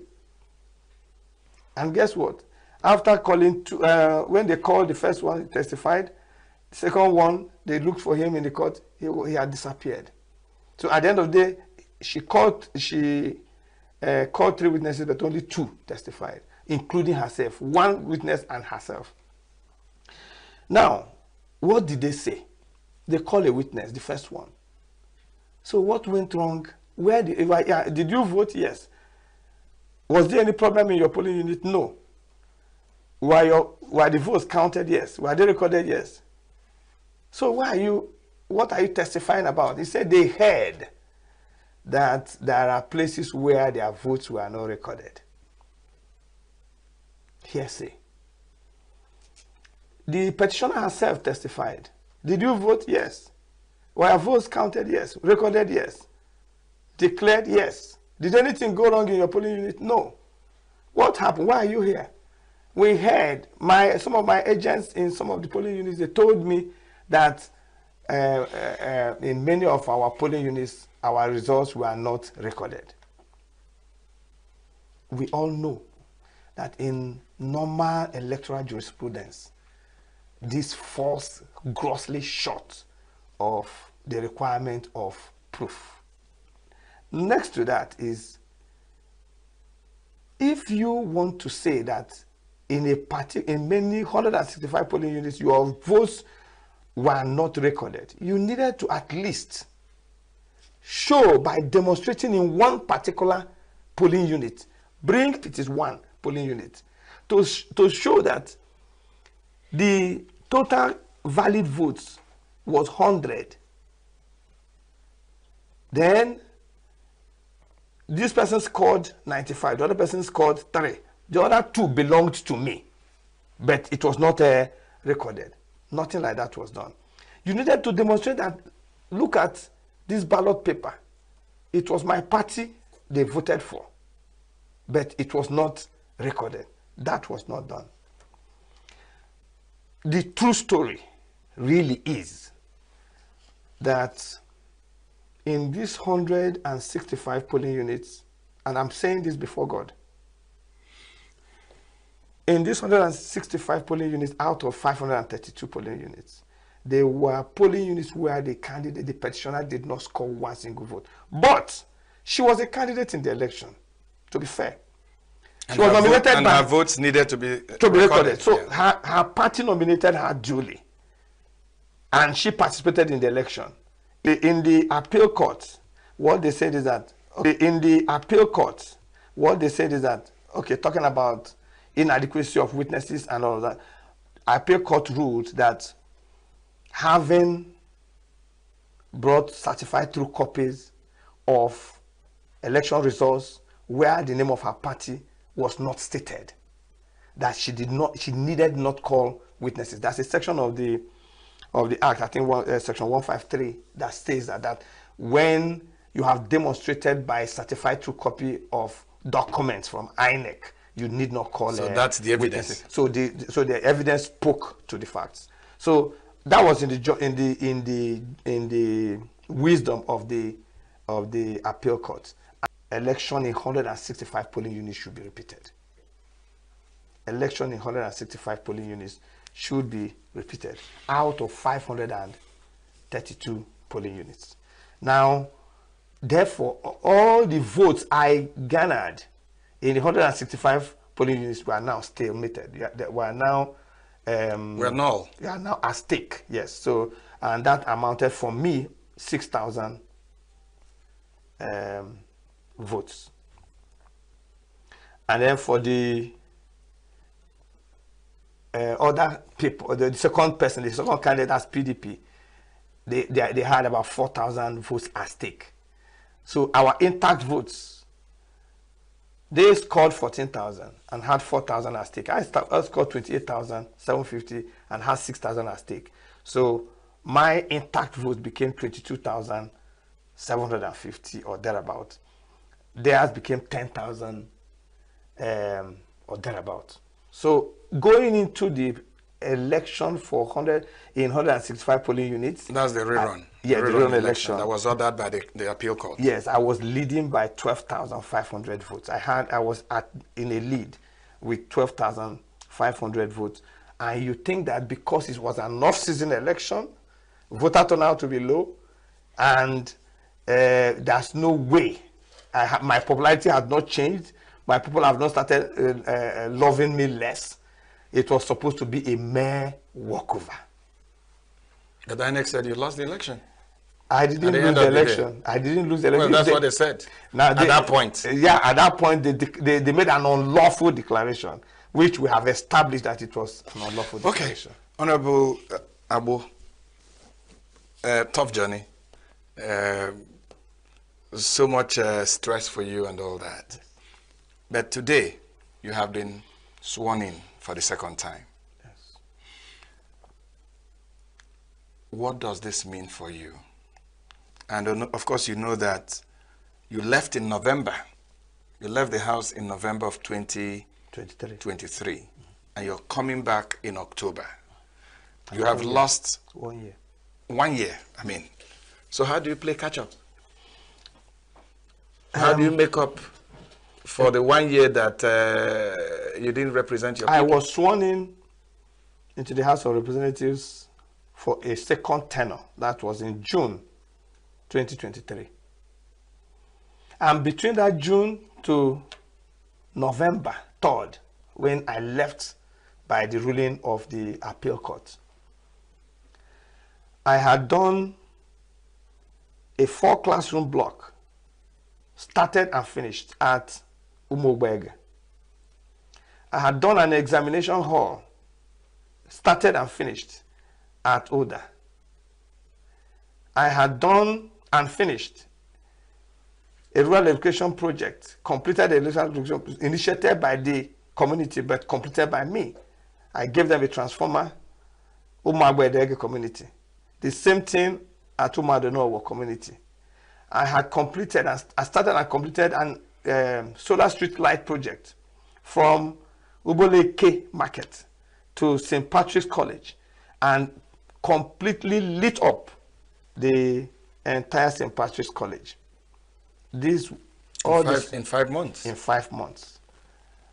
I have taken time during all these distractions to think again. And I have my ideas about how to catch up. I have it clearly worked out because my people deserve nothing but the best. I must double my efforts. I must make sure I am trying. The journey just started again. I'm trying to make sure that at the rate I deliver those 5 projects in barely 5 months, that I will duplicate the same thing, even covering the periods that I had lost. And you see, where there is the will, there is always the way. There is always a way. If there is anything from my own part, within my control, that will make me not to be able to achieve this, I am going to make sure that I drop those things aside. If there are things within me, within my control, that will make me play this catch-up, I am going to do it no matter how difficult. I'm going to beg everybody. I'm going to seek support, assistance from the leadership of the House of Representatives, from my colleagues from ENUGU State, from my colleagues from other states in Nigeria. I am going to do everything that I have to do to make sure that my people lose nothing because of this disruption. So I have hit the ground running. I'm making all the engagements. I'm meeting people, begging them to see, look, that I have lost time. I have lost time. My people have lost opportunities. And I believe and I trust that God is on my side, and He will help me to play this catch-up. People will show me favor. My colleagues will show me favor. The leadership will show me favor. They'll show understanding, and then we'll be able to move ahead and catch up with the lost time. Our people will see a development program as they have never seen before. Of course, I have my own agenda. That are the key agenda. There are the other ones that will just come as you move on. So tell me about it. You have your agenda. Yeah. what do you want to achieve in the next 2.5, 3 years? There is... Which areas are you going to focus on? I have it very clear in my mind. Now, in Nigeria, right now, existential challenge is facing everybody. Food insecurity is facing the country. One of my major projects, and by the way, I was designing this project even before things got this bad in Nigeria. My major intervention in the area of economic empowerment and sustainable livelihood is what I call the establishment of a poultry cluster within my constituency.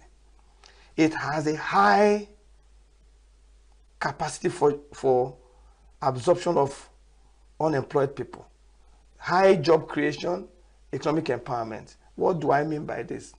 We want to raise poultry farmers, a band of smallholder poultry farmers, who in a year, in a month, in every month, should be able to generate income that will give them 100,000, 150,000, 200,000, 400,000, 500,000 naira income every month as they grow in that value chain. Earning money with dignity. We will assist them. We will train them on poultry farming. We will give them the necessary support. We also have decided that because there is no poultry cluster within the Southeast, there are certain items that we need to establish to support this poultry cluster. Namely, one is a hatchery. We are bringing in a hatchery in collaboration with NAPRI. We also want to develop a feed mill within the cluster so that cluster members do not have to go far. Transportation is an important item now. So within the cluster, you walk to the place where you can buy your feed. You go and feed your animals.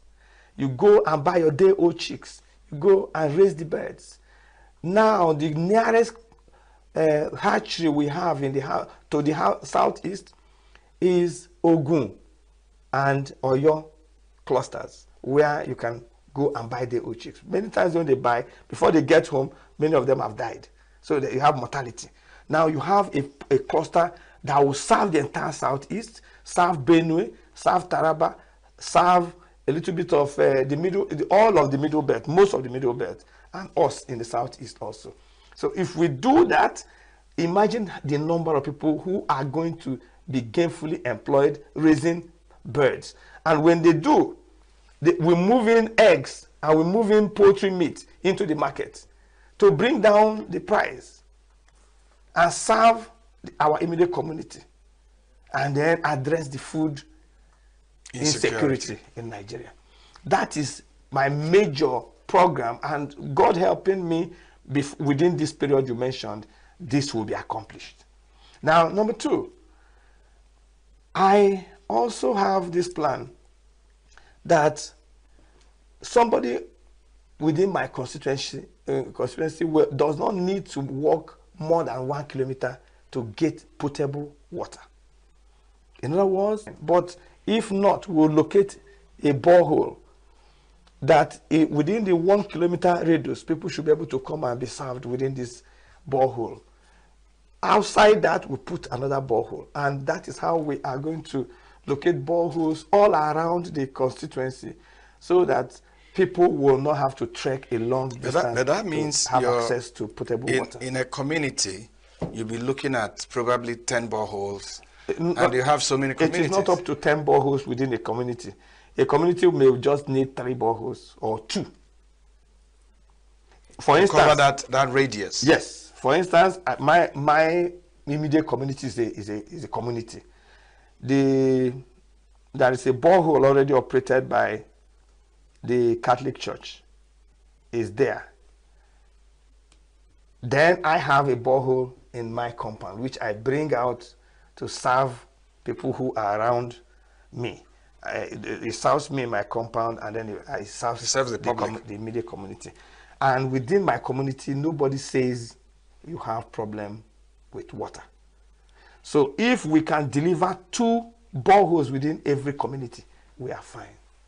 We would have accomplished this objective of giving potable water and good enough, there is water within our aquifer, within our water bed. We drill and we bring out water. We drill. And again, if you take this idea a little bit forward, you begin to have what you can call reticulation. Okay, because that's a mini water scheme. Because you don't need to really dot the whole place with boreholes. If you have a slopey environment whereby you can just dig one borehole here, put a fairly big tank, then you can reticulate down the entire community. At this point, you bring out a pump to serve them. You go down a little bit, you bring out a pump to serve them from only one borehole with a large tank. So we call it a mini water scheme, and it will go like that. We will play with the topography. It's only where you cannot play with the topography that you need to create more boreholes. When the ideas are there, when you have the will, the ideas will come, help and assistance will come. There are development agencies that are addressing the issue of water availability by development partners, international NGOs, and so on and so forth. We will reach them to help. Then we will also access the budget. One of the things that the struggle that you passed through trying to recover your mandate was that it brought a lot of division within the politics of your federal constituency. Now that you're back, are you going to be a representative of your supporters, or are you going to be a representative of all the people of your federal constituency? How do you bring everybody together? Because there's been a lot of bad blood. Let me correct that impression also. Again, there is no bad blood in my place right now. That is the honest truth, and you can verify it. There is massive celebration across party lines. Believe me what I'm telling you. If you go to my constituency, celebration is going on because my mandate has been restored. These were just a small band of desperate politicians wanting to do their thing. Very negligible, insignificant number of my constituency. Are you going to exclude them? I am going to include them in my program. Let me tell you, as we speak, they must have been sleeping and waking up. They must have been thinking about what happened. They must have been telling themselves the truth about what they didn't need to do, which they did. My programs will cover everybody. Everybody. I will also work with the local government, with my House of Assembly members, with the state government, to put all hands on deck. We desperately need development, and there is no time. So everybody, politics is over. So are you reaching out to this minute, small group that you described here? Are you already reaching out to them to bring them, into the fold? How do you reach out? I'm not talking about. I'm not bringing them to become members of my political party. I know. I am not. I am only saying that the good will always speak over evil. What I'm saying is this: we won the case last Wednesday, exactly 1 week today. We had to rush back to Abuja to pick the certificate of return and then seek to be inaugurated in the House of Representatives on Tuesday. So we've done that. No, I don't have an enemy. They know it. I am just like that. My people know this truth. There was a lot of insecurity. My local government was described as the hotbed of insecurity, bandits, and so on and so on. Immediately I won my election in June last year. From then till now, everything disappeared. Why? How? It is because I have no problem.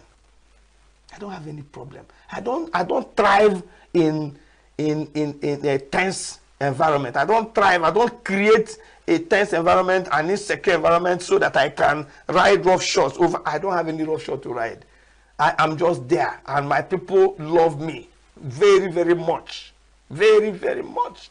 And I am only trying to devote this time in my life to serving them. When that happens, everybody's at peace. Everybody's one. I'm telling you, across party lines. Rejoicing is going on. Celebration is going on. People are celebrating. Why jubilation is going on in my place across party lines? There was something you said or mentioned in the course of answering my question. You talked about working with the state government, working with the local government, working with your assemblymen, and probably the councillors. And this is something that has not been very fashionable around the politics we play in Nigeria. Because some of these people that you have described here are members of the other parties. Can you specifically, in specifics, tell me how you intend to make sure that there is a coming together of ideas and people to help the ordinary member of your federal constituency?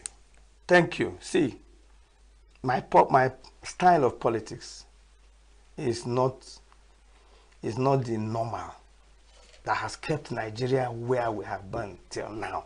My kind of politics. See, the day I won this court case, all the House of Assembly members called to congratulate me. And each one that called, I told them, look, we have work to do. Some of them are now in the other side of the divide in the political party. Now, the local government chairman of my local government right now is from the other party. We have discussed. We have talked. He has called to congratulate me, and I've told him, look, we have work to do, and I'm going to provide you with every support that you need to perform in your office.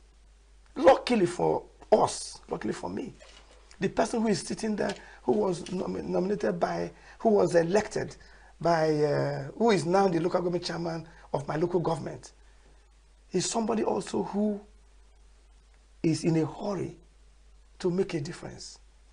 He has a pedigree. He cannot spoil a good name. So we have only one agenda. We have only one objective.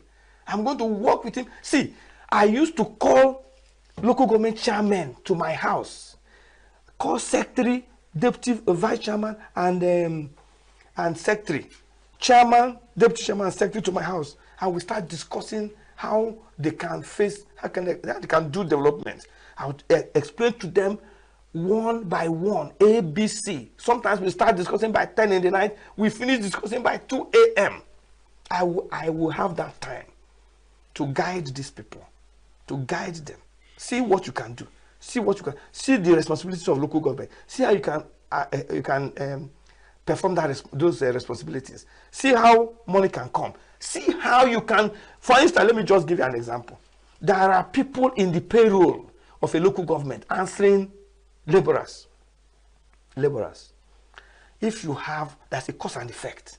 I used to describe for them a cause and effect. If you have laborers, laborers will evacuate drainages. There will be no flood.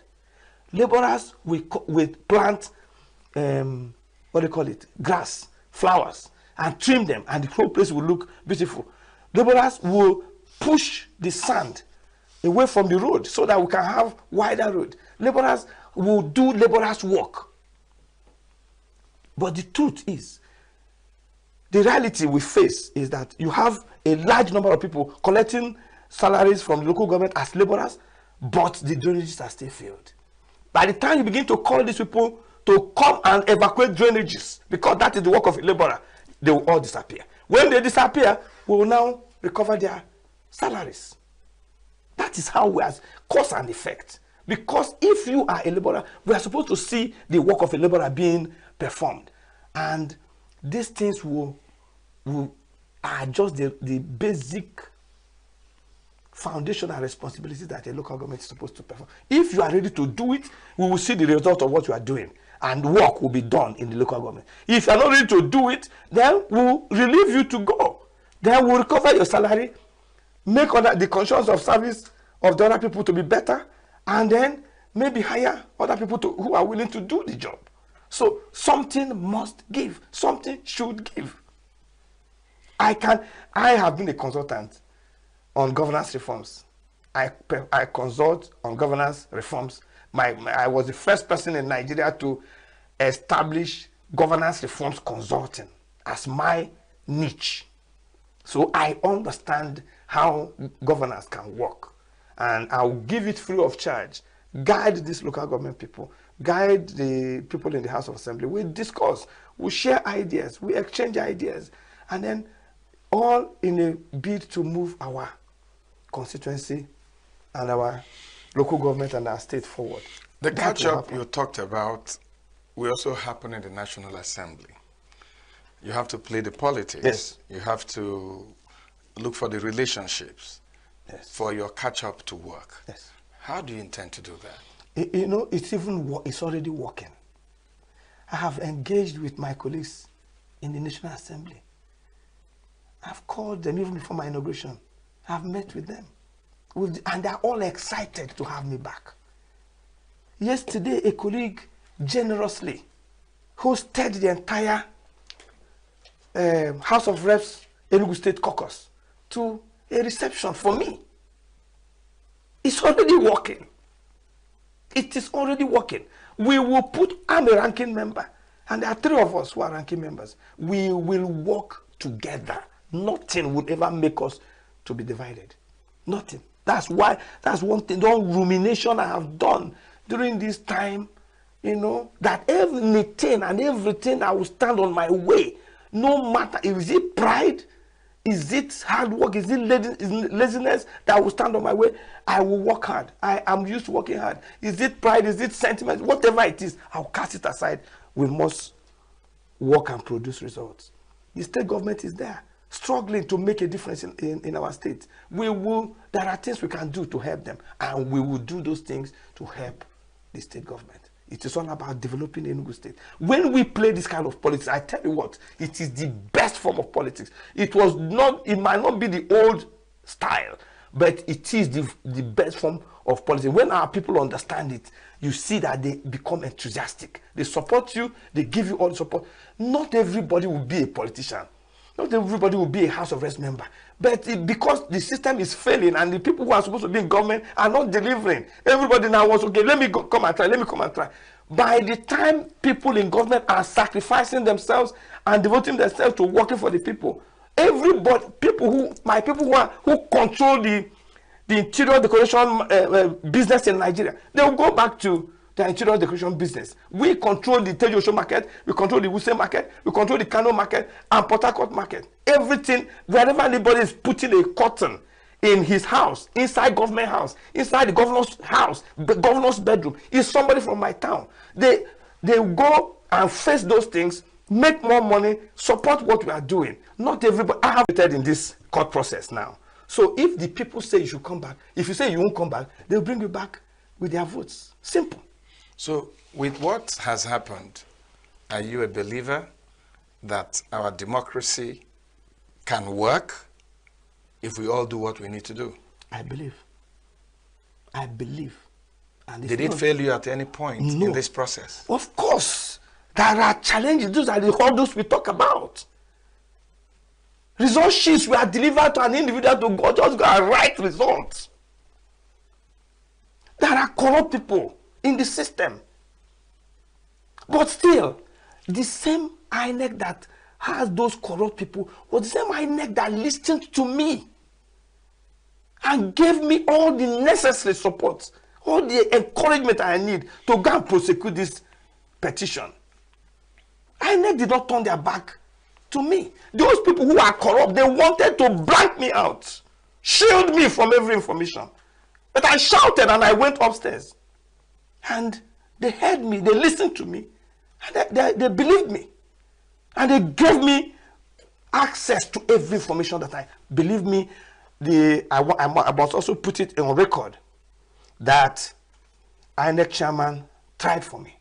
He went beyond the call of duty to make sure that the right thing was done in this case. And by the way, when the rigging happened, there were 2 local governments. There were 2 INEC officials. One accepted bribe and rigged the election.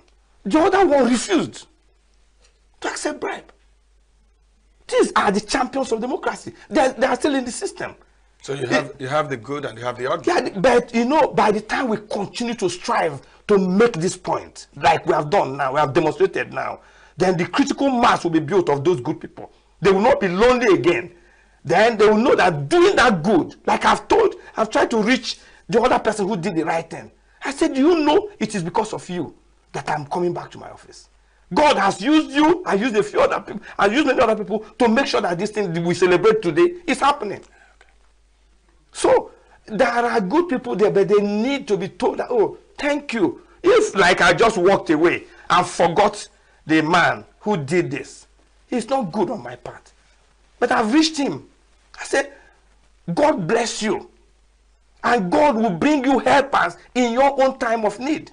I told him that. I've written it in a note to him to encourage him, because I can't pay him. That's not I can give him that will be up to the bribe they were ready to deliver to him. Okay, we're almost rounding off.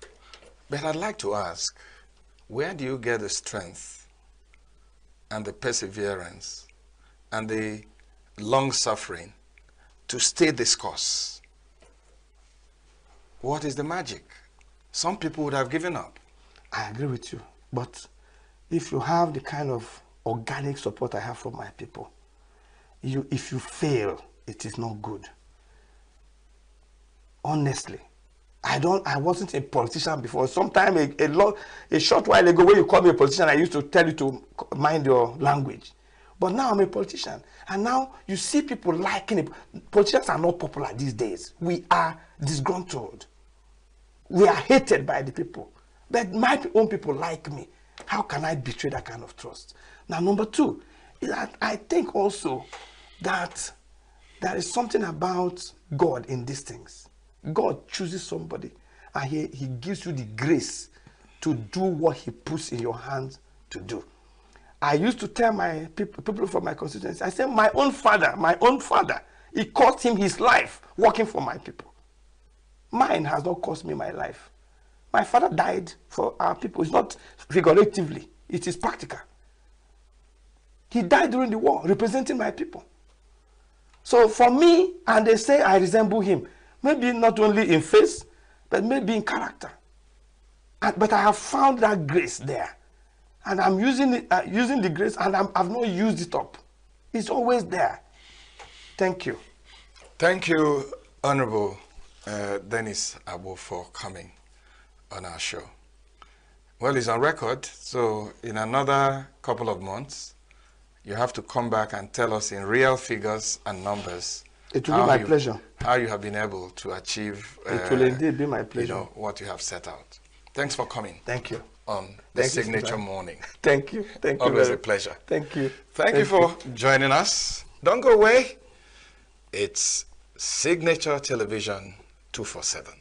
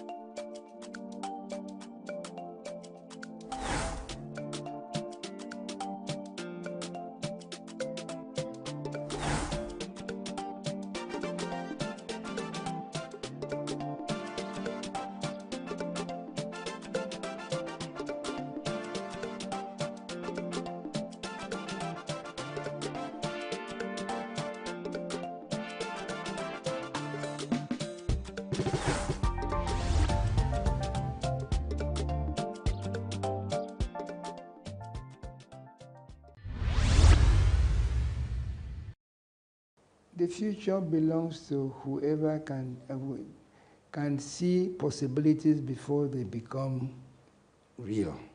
If you can see possibilities in things, and I saw a lot of possibilities, I could see what the Akwa Ibom need at the time. And thank God, at least 90% of the cases, I was right. The direction in which I took Akwa Ibom is the direction they are still following today. In spite of some of the obstacles that I met in the way, and I just decided, if I must give you an example. I decided that the modern world cannot do without electricity. And the things I wanted to bring to Akwa Ibom needed electricity. So I decided that I must give Akwa Ibom 24-hour constant power. It was a struggle. It was a real struggle because of the kind of federal, quote, I put that federal in quotes, arrangement that we have, where the center literally dictates everything that the states can do and cannot do. I was told I could not build an independent power plant. Why would I not be able to build an independent power plant? Because power is centralized. We centralize too many things, and that's where we are backward till today. I will say that over and over again. And that may be why you say I'm still relevant even in national politics, because we have not yet got back to the position. I say get back to, because we were there before. We started on that journey, then we was abruptly stopped and changed. We have not yet got back to the position where federating units can be reasonably, not reasonably, in fact, very independent, able to manage themselves, able to manage their resources, able to manage their own security, able to manage their future with whatever resources they have, and then sustain with whatever they contribute to the federal. We have to change the concept of this federation, because it means people that want to develop cannot develop, because the federal government does not always see the things that the way the states see them. The better example, or more even more is this power business. I wanted to build, we were consuming 40 megawatts of power. So I went to Lea Lemoka, who was the Minister for Power at the time. And so I want to build 60 megawatts. He laughed at me and said, no, Your Excellency, you want to build a power plant for Akwa Ibom? Please make it a lot larger than that. I said, why? We're only consuming 40. He said, there's something called suppressed demand. You're only consuming 40 because that's all that's available to you. That if you had a lot more than that, you will consume 2-3 times that much. So in the end, I took his advice.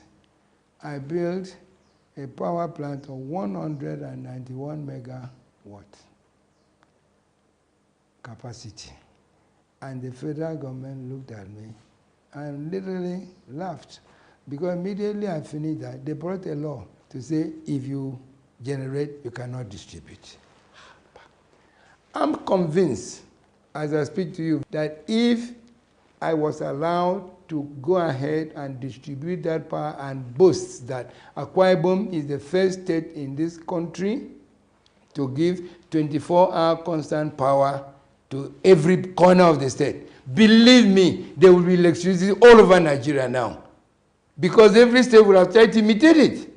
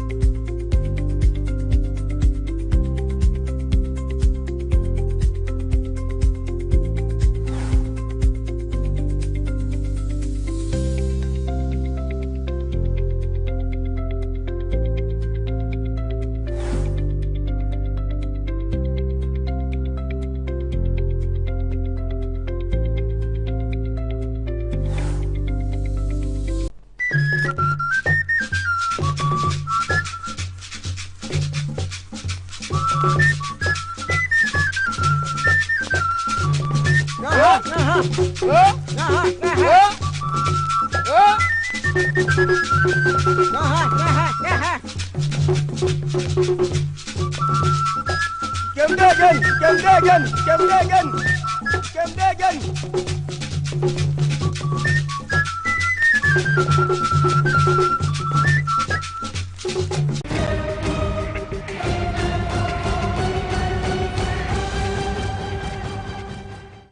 and thanks for joining us on the Signature Show. I am Vin Martin Obiora Ilo. As always, I'm so excited that you're out there and joining us. Today on our show, we'll be focusing on a very distinguished member of the National Assembly. For a lot of people, he has represented the best of the Igbo man. He has been in the National Assembly for a while. He used to be deputy governor. He has also hungered to be governor of his state. My pleasure to welcome to our program distinguished Senator Enyinnaya Abaribe. Distinguished Senator, glad to have you. Glad to be here, thank you.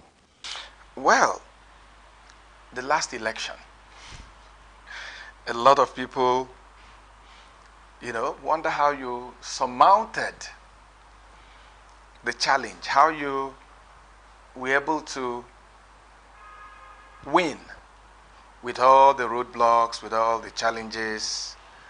Of course, in your old party, that's where you would have wanted to run for that election, or even run for the election, since you also wanted to run for the office of governor. But at the end of the day, you ended up in another party, and I think you were the only senator of that party that survived. How did it happen?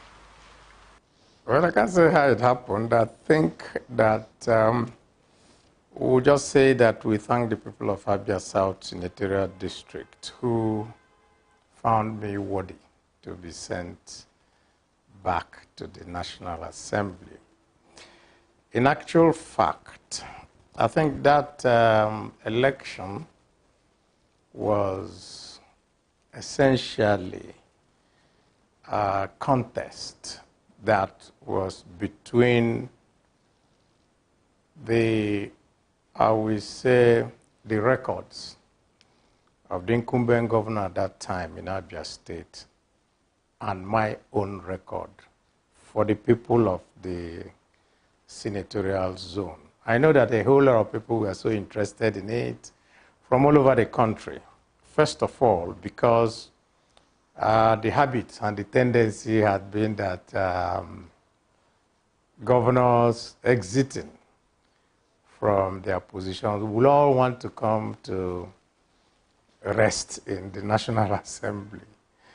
And I think in the 2023 elections, about 7 governors or so were unable to make that transition, which means that I wasn't the only one.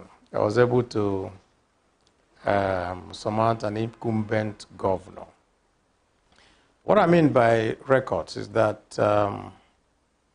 INEC also has some kudos.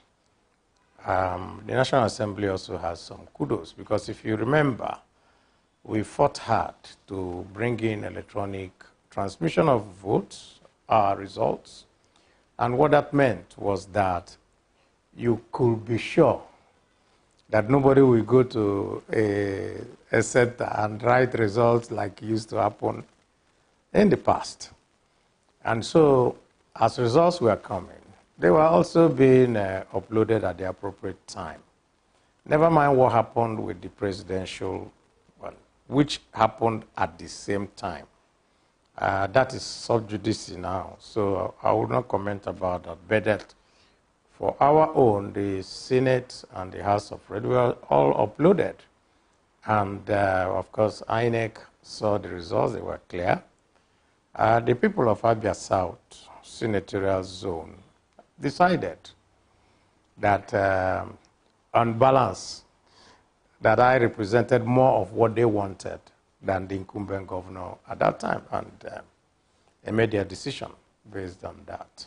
So that leads me to ask, when you talk about records, what did you put on the table when you were asking to be returned to the National Assembly?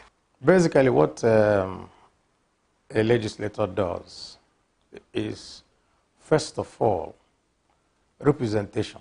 You represent your people, whichever way. Secondly, you make laws. And of course, every other attendant thing that follows it. There's this notion that every member of the National Assembly has to be able to build roads, to construct schools. Those ones are ancillary, because what you do with regard to that is that once the national budget is out, you can start seeking to make sure that your constituency benefits from whatever projects that are put in the national budget. Sometimes you also struggle to put some projects that you think that they actually need. But the essential thing is representation. And so when the people of Abia, and I can say indeed most Nigerians, saw that I was always an advocate for good governance, an advocate for their rights, an advocate to make sure that the right things are done and things are done properly, and that nobody is treated as a second-class citizen in his own country. I think it was very clear. They saw me as their champion, and that was what I brought out when I was doing the campaign. And I make bold to say that none of them ever said, oh, what is it that you have done? Nobody wanted to know. Because, of course, they know that I'm not a member of the executive. They know that I cannot come and say, oh, I built Trunk A Road and all that. I'm not supposed to do so. It's the job of the executive. The point that they now made is, okay, when you put these two individuals side by side, what is their record compared to where they are? And they found, of course, that in terms of representation, that they didn't see anything that was deleterious with me. And so they felt that it was much better to go with what they already know. That's, in summary, what happened. You have, over these years, really, really wanted to be governor of your state. Probably because of some of the things you've told me. I mean, looking at the job of a legislator and looking at the job of someone in the executive, probably you still feel or felt that if you were in the executive, you can do more for the people of Abia. Do you have any regrets that you have not achieved that ambition and that you're back in the Senate? No, I don't. Not at all. The point really is that you can seek for something and you don't get it. So if you don't get it, what will you do? You move on. What actually has happened, I think we can also locate it in the general Nigerian malaise, which is that there's always an effort to make sure that the right people are prevented from coming in to do the right job. And so I found that at every point that I go to seek for the position of governor, there's always all manners of obstacles. Not from the people, because we hadn't come to that point, but from the party apparatchik, the people who decide within the party who gets what. And so in the last one, never mind the previous one, it's a story for another day. But in the last one, what really happened was that there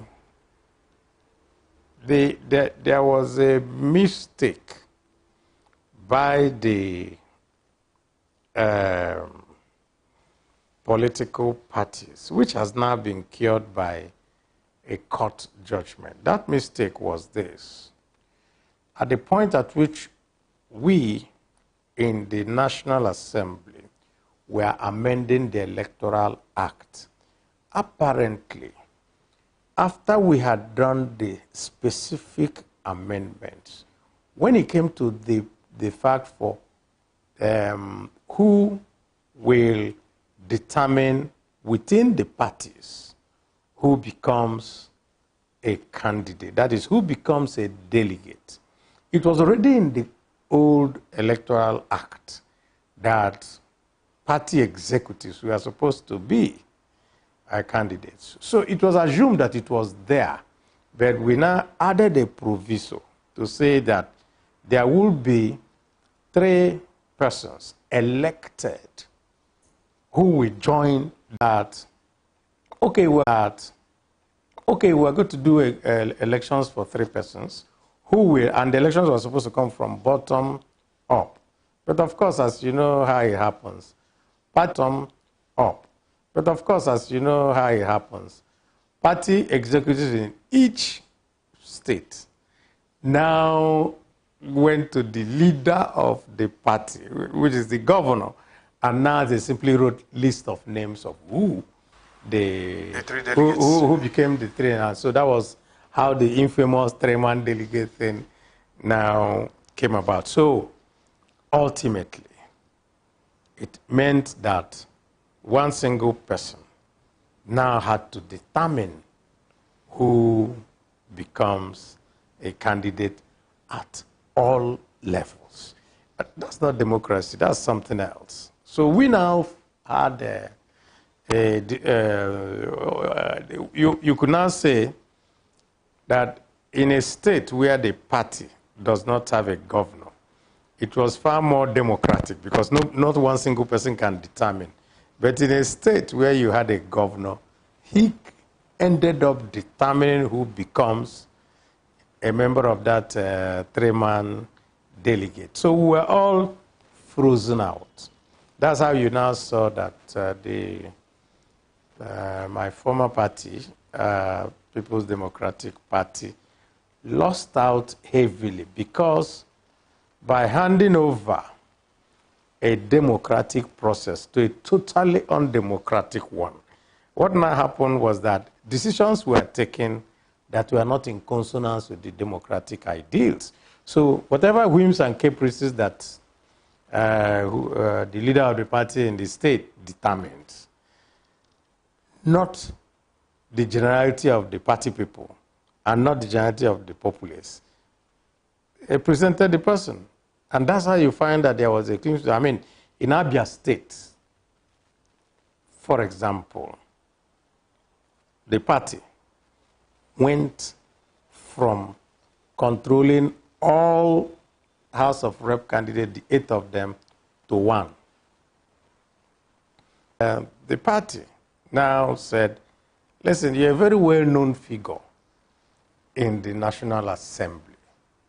And we don't want to lose somebody like you to speak for us in the National Assembly. Why don't you just still stay there for us? So I had to sit with my political group and we looked at it and we considered and weighed all the options.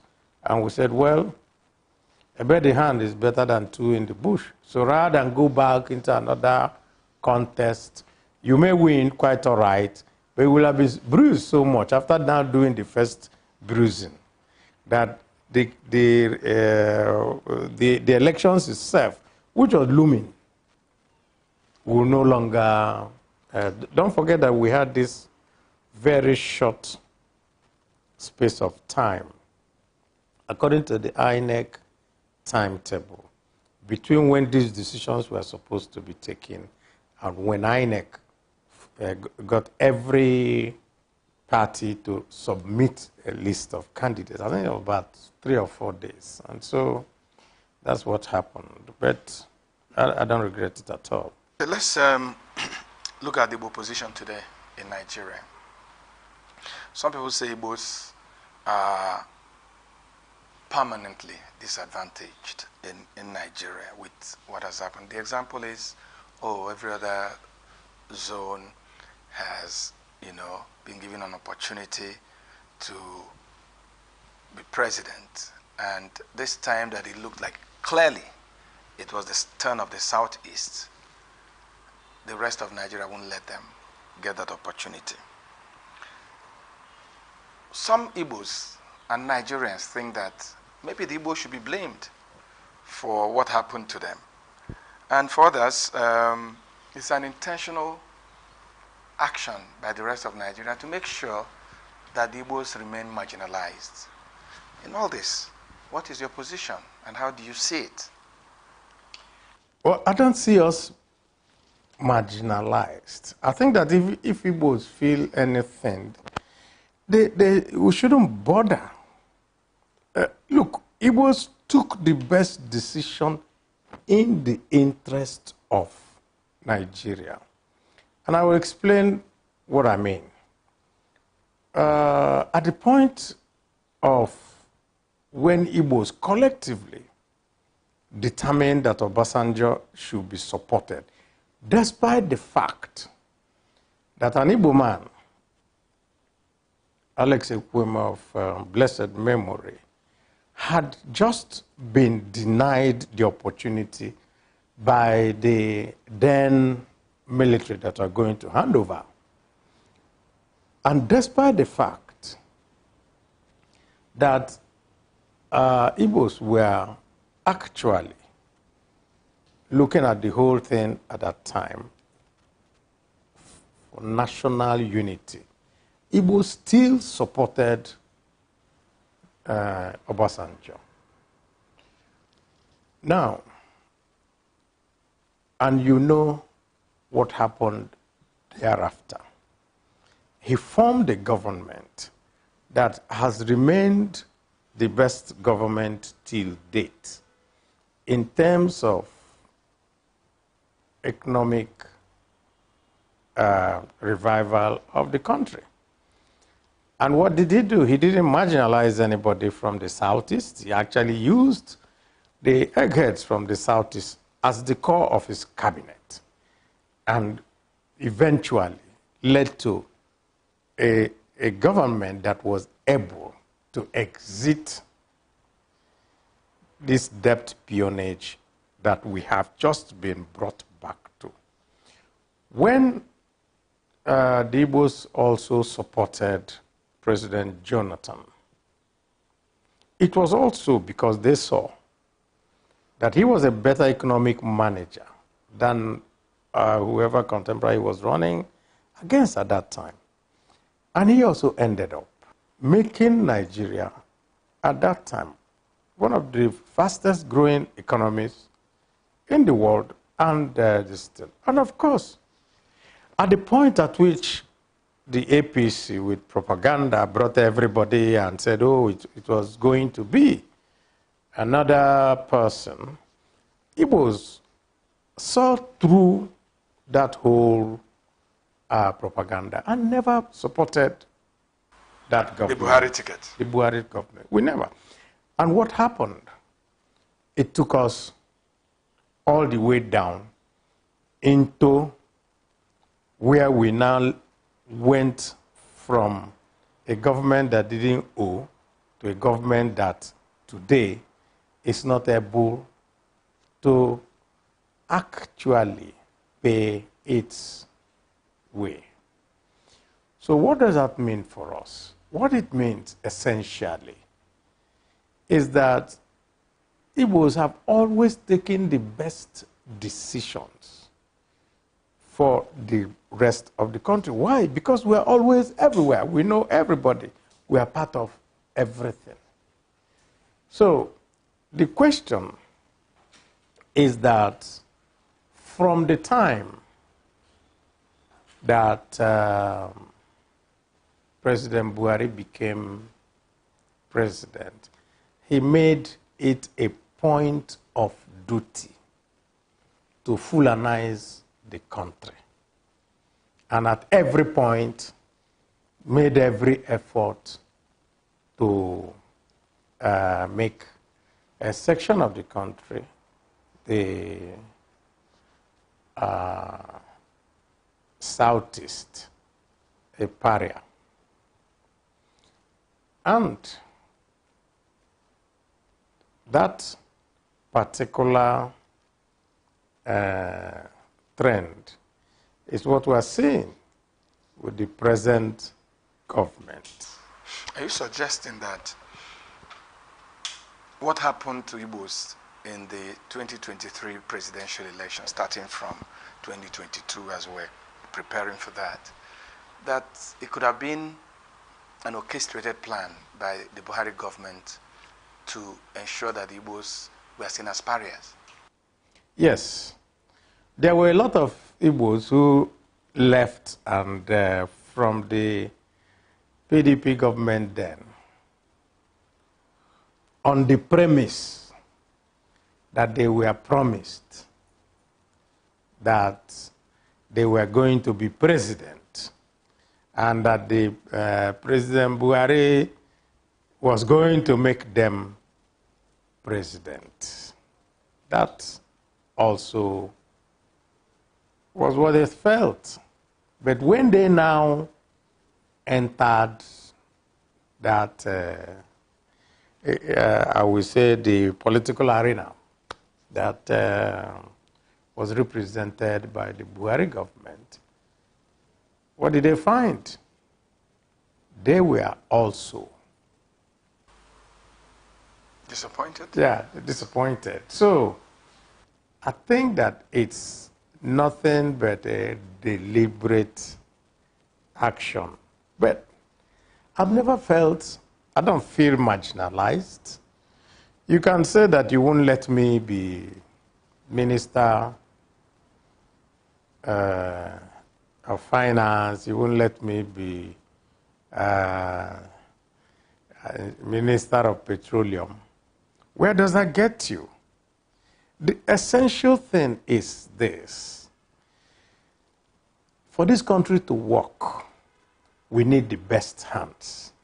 And if you now want to keep away a section that is very innovative, that's very highly educated, that also knows the wherewithal of how to make the country prosperous, you're only hurting yourself. You're not hurting the Igbos.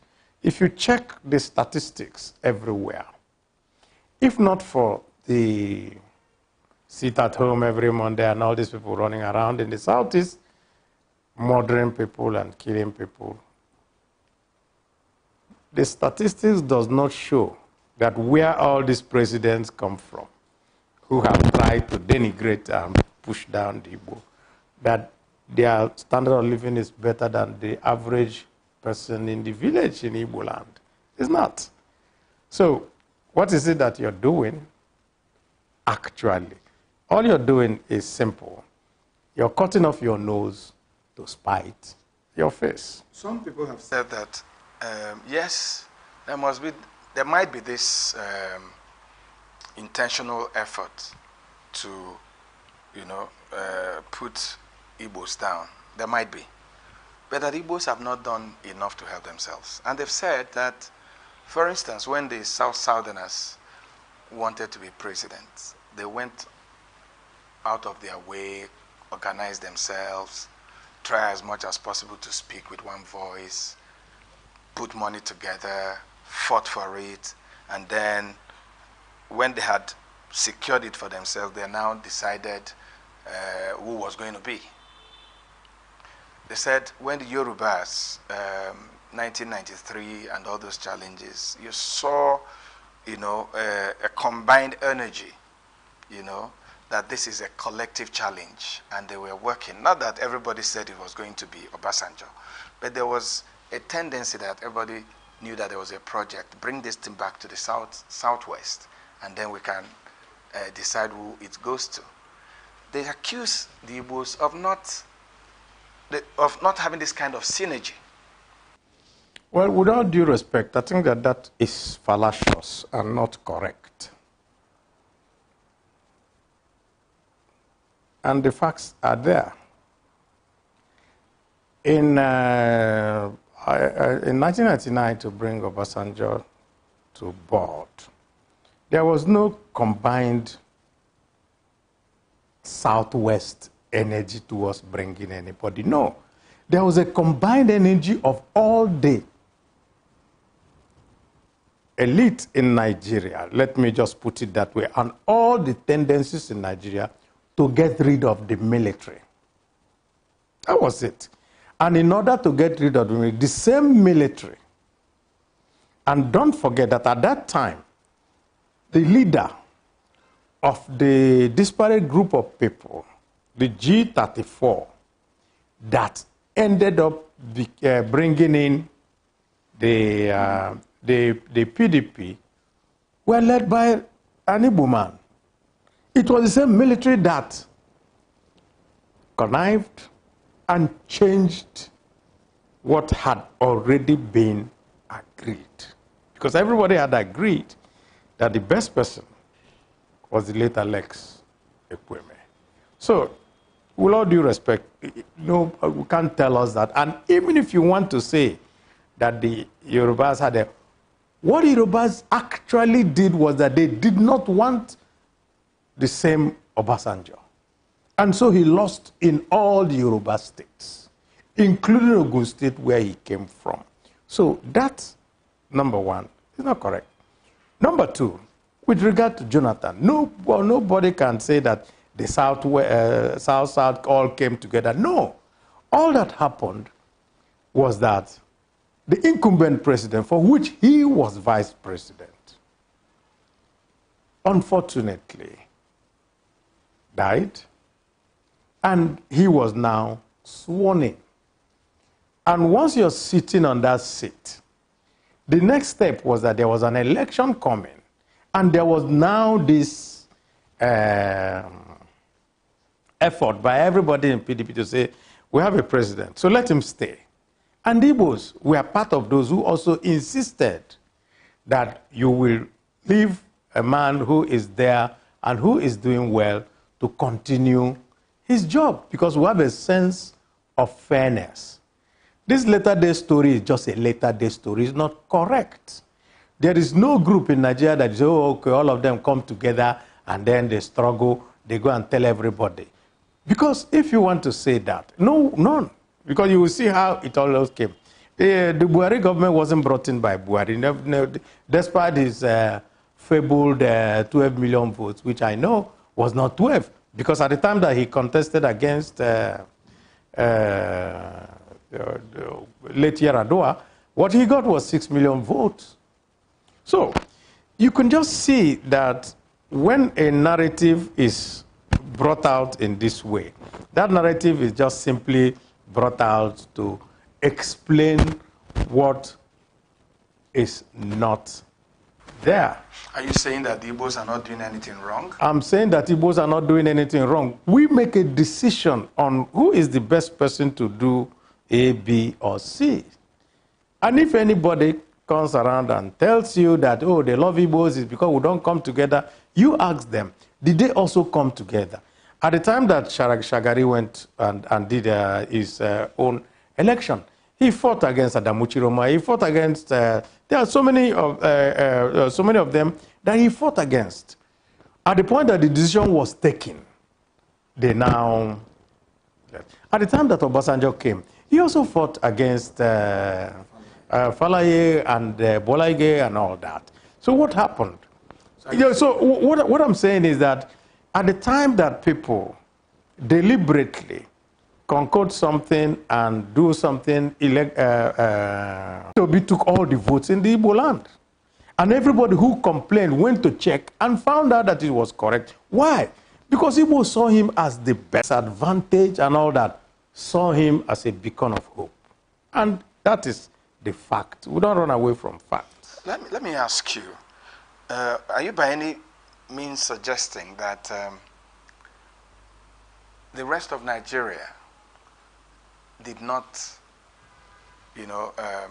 return a good turn to the Igbos in 2023, having the Igbos supporting Obasanjo, supporting Jonathan and even Shagari and all that? Are you saying that if Nigerians did what Nigerians did for the Southerners, the Southwesterners, that an Igbo man would have been president in 2023? Well, what I'm saying is that you don't win elections or you don't run elections, let me just put it that way, without passing through a political party. Now, the major political parties had a decision to make. And Igbos who were in those political parties made their case and said, this is the time for us. Yet, all the decision makers in those major political parties denied the Igbo the chance. That's all. And nobody can controvert what is a fact.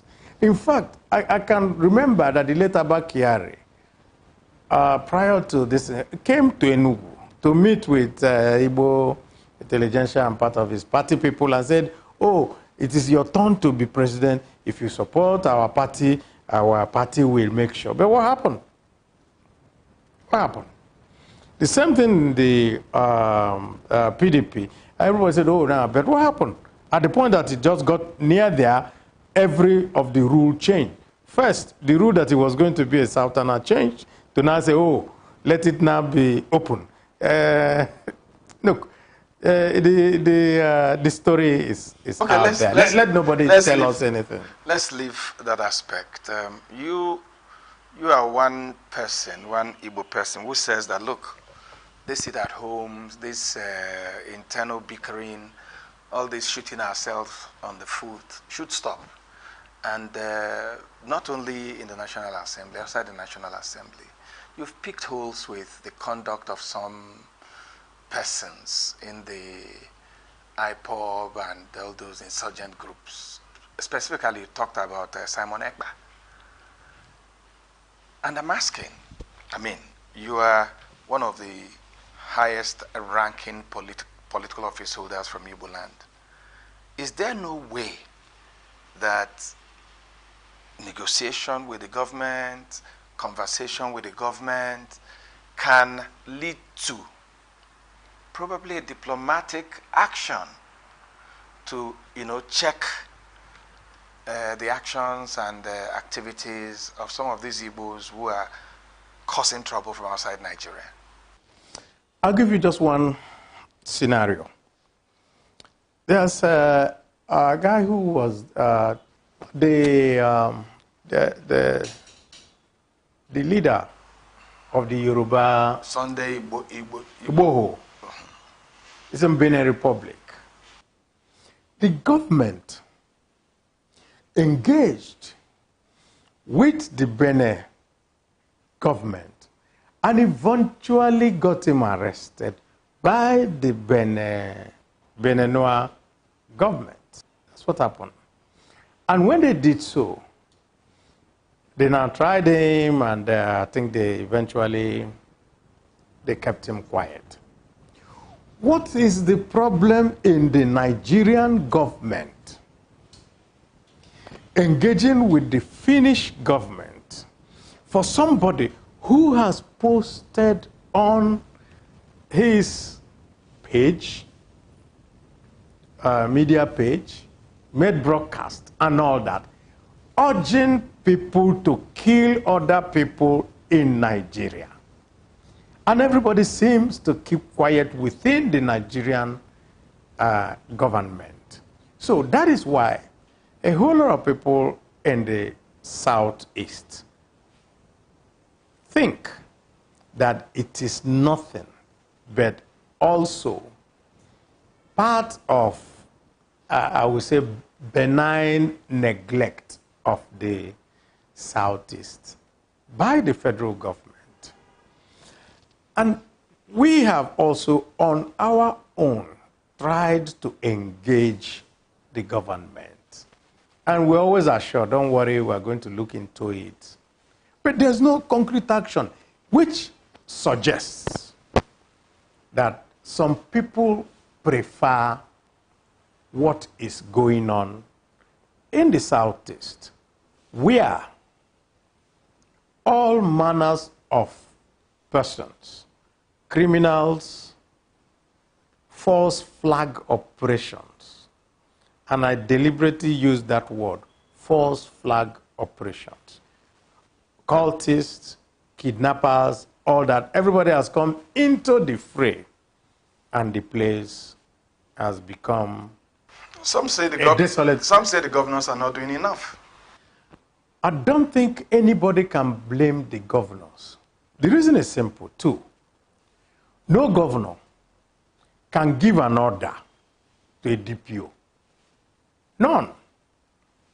Because a governor calls a DPO and says something is happening in your area, he has to call his police commissioner. The police commissioner has to call the police IG. Inspector General of Police. In fact, he had to call his AIG. His AIG is going to call his Inspector General of Police. And then, so, you will always find, and of course, if the AIG is not interested, or he is suborned in some way, he can just tell them to ignore. Because the question is here. The Southeast is the most policed place in Nigeria today. Yet, people will just come out, kill, and run away. And nobody. Yet, if you go from Onitsha to Aba, you will count not less than 95 checkpoints. If you go from ENUGU, same thing, anywhere you go in the Southeast. In fact, some are just not up to 1 kilometer. 500 meters apart, there's also another police checkpoint. What are those people doing? Yet, for insecurity, the Southeast continues to wallow in insecurity, despite being the most policed place within the country. So you don't blame the governors. People like you and those that are not Southeasterners have argued that releasing Nnamdi Kanu would help to douse the tension in the Southeast. Yes, they agree that there's a judicial process that's going on. A number of them also think that a political solution could help. Once again, you're high up there. People like you, are you having conversations with the executive to see that they look at this political alternative and see if truly that can douse the tension in the South? Yes, there are conversations going on. Are you getting positive replies or responses? No, not at all. Not yet. But there are conversations going on. And we are telling them these are the facts. The question is this. Most of all these kidnappers, murderers, and arsonists, and all these people who are running around, including the false flag operations people. What do you mean by false flag operations? What I mean by false flag operations is that somebody like Asari Dokubo openly confessed on television that, that he came with his boys to come and cause mayhem in the Southeast, and nothing happened to him. Which means he was sent by some people within the government. Nothing has happened till date, despite his making such an outrageous statement. So, what I mean, in effect, is this. While the conversations are going on, the fundamental thing that everybody knows, including those in government, because we're pointing it out to them at all times, is that these people use the incarceration of Nnamdi Kanu as a hook in which they continue to say, except he's brought out, we will continue doing what we're doing. Of course, that is not true. It is not by killing another Southeasterner that you're going to bring him out. And we have pointed that out clearly to them. But the point is this. Nnamdi Kanu remains part of the solution that must be used to resolve all the issues. And so, I wouldn't say much more about the conversations that we're having, but be rest assured that we are making these points very clear. Let's leave the Southeast. Let's leave the Igbo question. Let's go back to the National Assembly. This, in quotes, tradition, and in quotes, take a bow in the National Assembly is getting a lot of Nigerians worried, you know, especially when it comes to clearing ministerial appointees, other appointees of the federal government.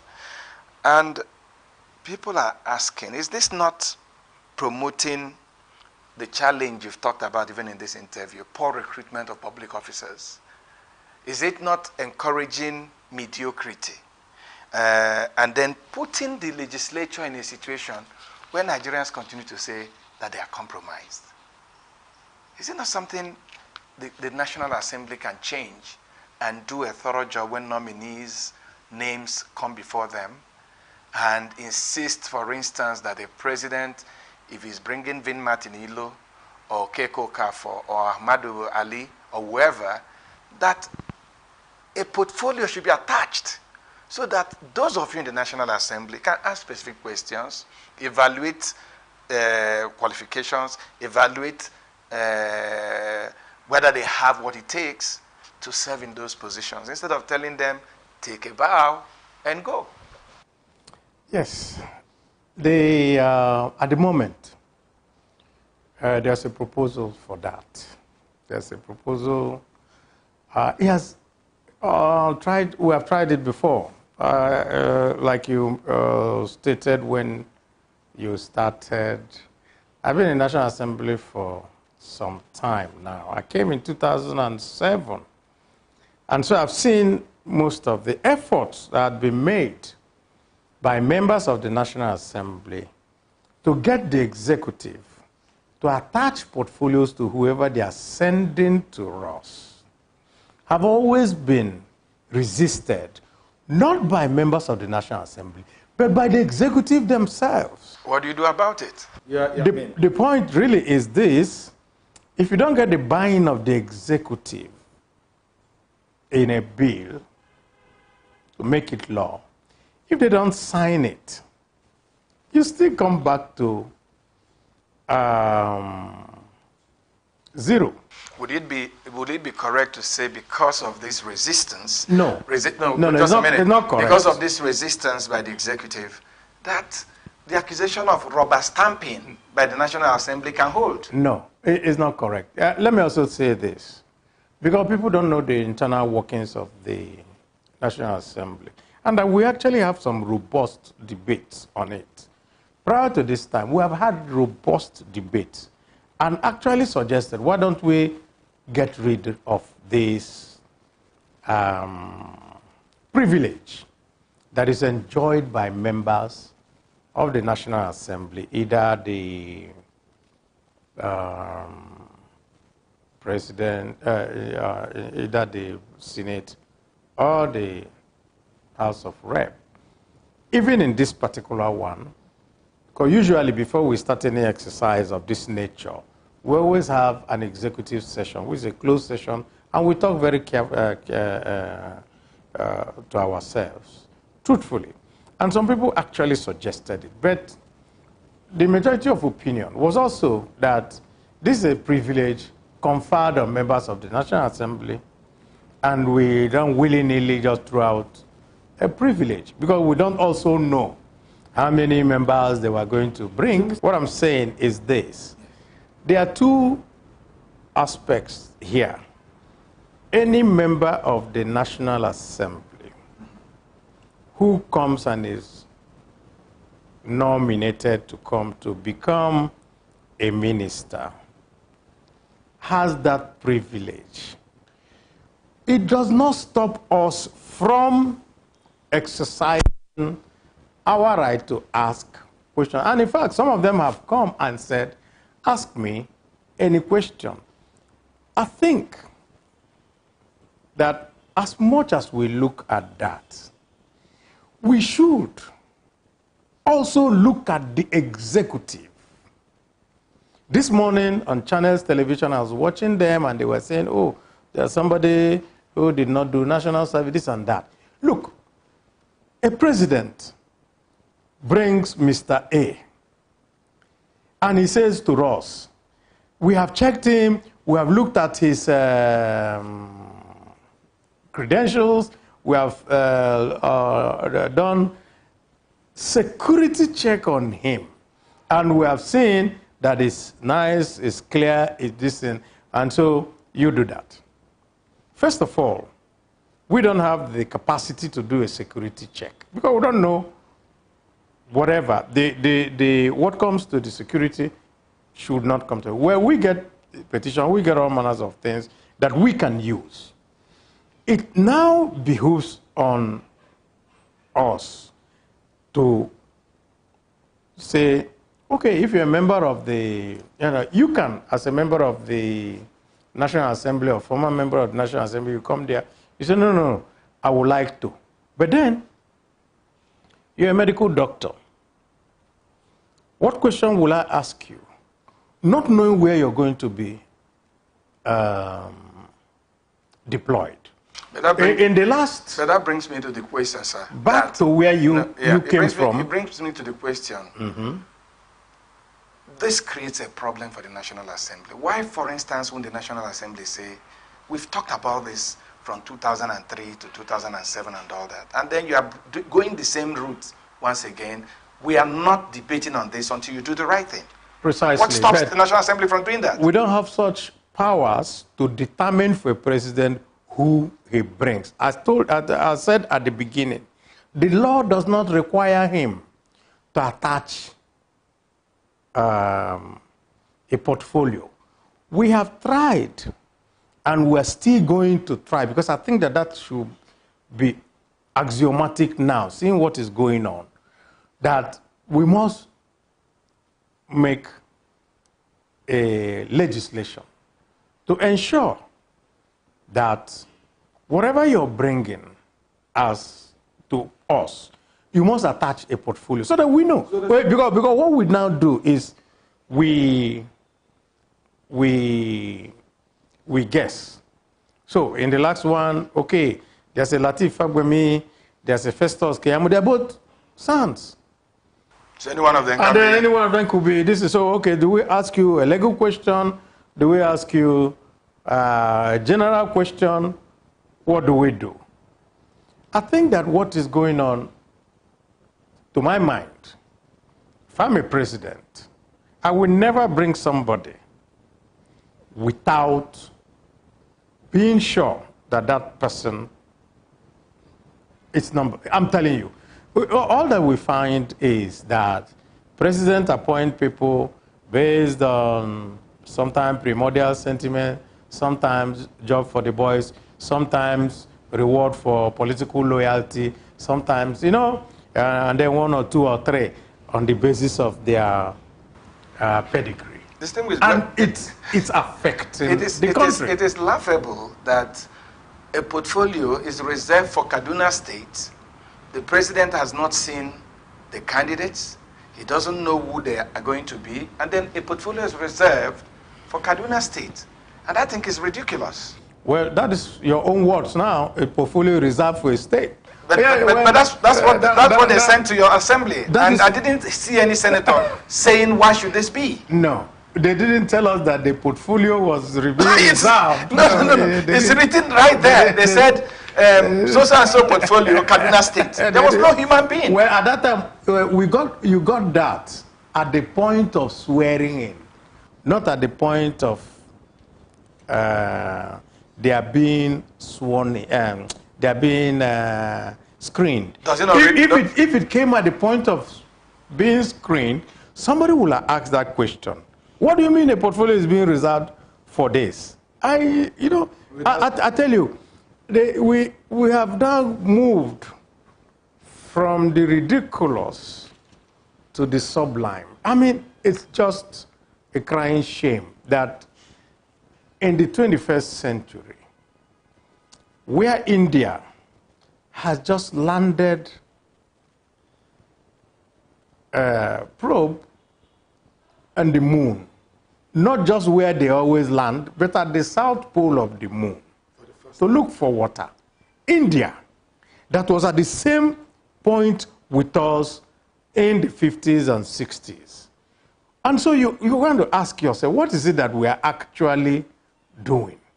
Now, when we even had the number of people that were being brought, that told any discerning mind in Nigeria that this government has still not gotten their focus right. Didn't it bother the members of the National Assembly? It bothered us, but we that do not. A name was forwarded to you, and you were getting ready to screen this person, and then is withdrawn, and then we hear the presidency and the state saying, we don't know who nominated her, or we don't know who put her name, or we don't know who.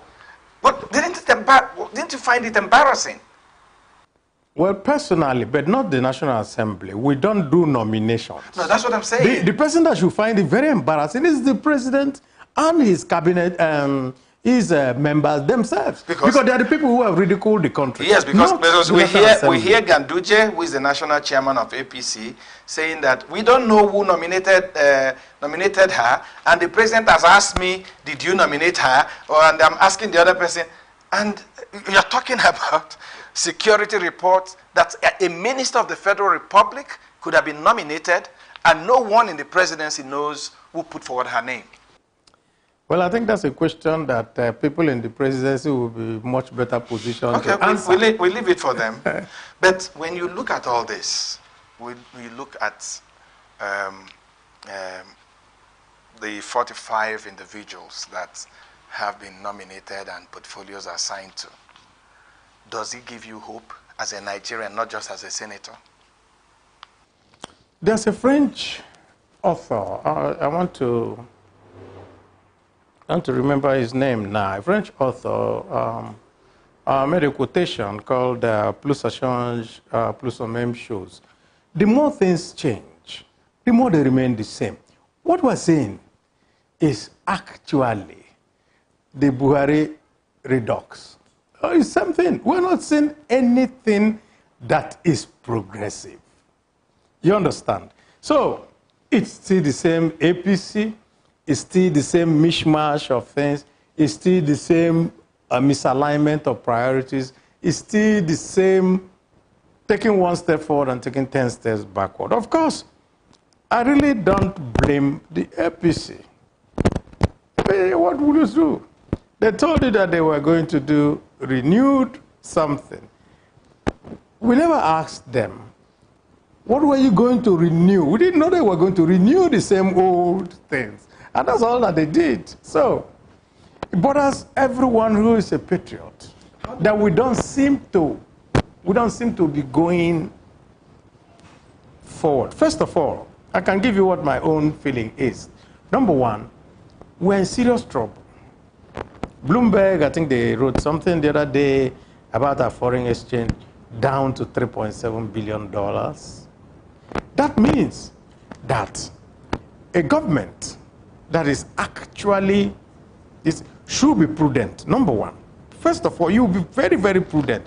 You reduce your number of cars, you reduce the number of planes, you reduce the number of ministers, you reduce everything. But now we simply see an overbloating of everything. So what do you think you're going to get? What will you get? It just seems that they do not seem to understand the depth of the problems of the country. Look, at the time that Obasanjo came in 20-something years ago, we had a foreign reserve of 4-point-something. He built it to the extent that he now also exited us from debt. So, what we're saying does not seem like an A-team that will take us where we need to go.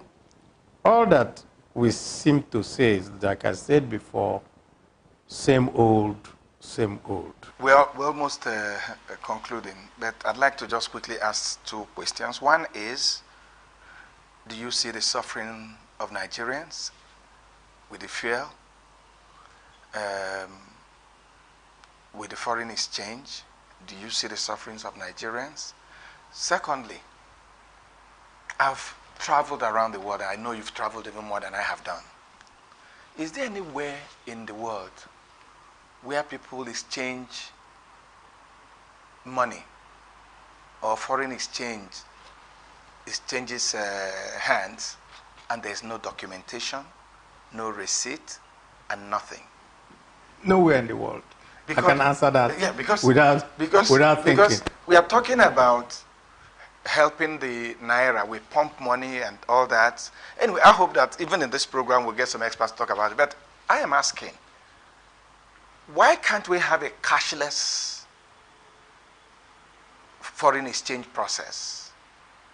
Because we hear that governors, in quotes, and political office holders, in quotes, get whatever money and then they dump it in the foreign, with their bookies, and nobody's asking. It's only in Nigeria, I think, that you can go and exchange $200,000 and nobody will ask you, where did you get it from? Who are you giving it to? Why are you buying it? And well, do we think are we thinking that the Naira would ever improve under this kind of situation? There is actually legislation to that. There's CBN rules to that. There's bank rules to that. It's just that nobody is bothering about enforcing the rules that are there. And so you find those things happening. Secondly, which comes back to your original question, the members of the legislature actually feel more of the impact of the problems of the average Nigerian than the members of the executive. And it's so easy to know.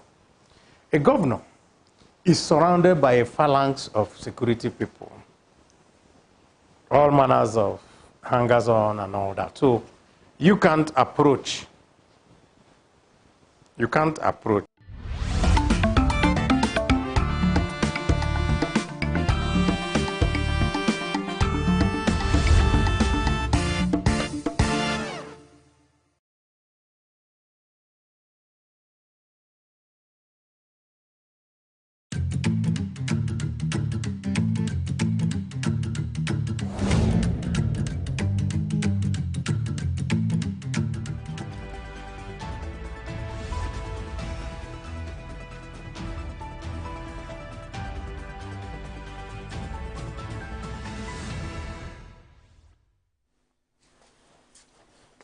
Welcome to Signature TV News.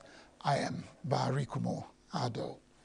In the headlines, fuel price hike. Reps urge federal government to reverse PMS pump price. ENUGU state government pushes for agro-industrialization as it marks World Food Day.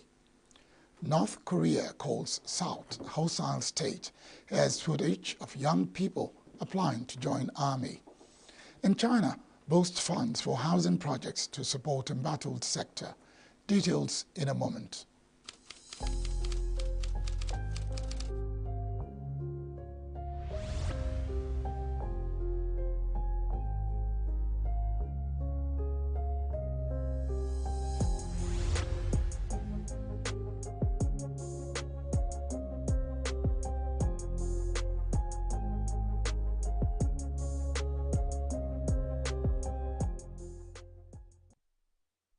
Kashim Shettima has arrived in Stockholm, Sweden for a two-day working visit aimed at boosting trade and bilateral relations between Nigeria and Sweden.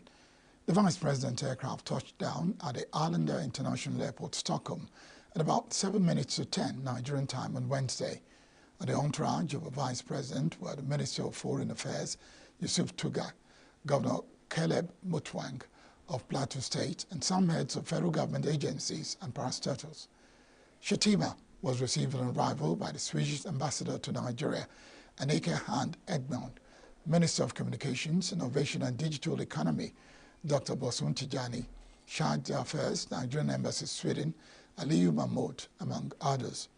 Shettima will, during the working visit, engage in high-level bilateral talks with key government officials, meet with Crown Princess Victoria of Sweden and the Swedish Prime Minister as well as use the visit to explore opportunities for strengthening collaboration between Nigeria and Sweden. The House of Representatives has also called on the federal government. The House of Representatives has called on the federal government to reverse the recent pump price hike and take immediate steps to stabilize petrol and cooking gas prices through targeted interventions such as temporary price relief measures, tax reductions and subsidies on cooking gas for low-income households. The House also called on the Nigerian National Petroleum Corporation, NNPCL, Ministry of Petroleum Resources, and other relevant agencies to expedite the repair and maintenance of domestic refineries and increase local refining capacity as a stopgap to reduce the dependency on imported refined petroleum products. These resolutions follow the adoption of a motion sponsored by the House Minority Leader, Kingsley Chinda, and 110 members of the House. While raising the motion on behalf of the 110 sponsors, the Deputy Minority Leader, Aliyu Madaki, expressed worries that escalating fuel and gas prices are impacting on the cost of transportation, food, essential goods, and health care, further increasing inflation and pushing many families into deeper financial hardship. Also worried that unless urgent and pragmatic steps are taken to control the rising cost of petrol and cooking gas, the nation will go into economic crisis, leading into negative outcomes like increased crime rate and mortality. Also worried that unless... Contributing to the debate, members expressed concern over the hardship being faced by the masses. Some suggested that the Organization of Petroleum Exporting Countries OPEC policy should be reviewed. The government, because not all countries that produces petroleum are in OPEC. We need to review our OPEC policy. We mustn't be in OPEC because the only thing that will solve this problem of petroleum increase is to use what we have to solve our problem. I want us to pressurize on the government because not all countries that produces petroleum are in OPEC. The House also urged the Central Bank of Nigeria, CBN, to implement monetary policies that will mitigate the adverse effect of fuel price hikes on inflation, particularly with regards to essential goods and services, while telling the federal government to explore alternative energy sources and diversify the country's energy mix to reduce reliance on petrol and gas.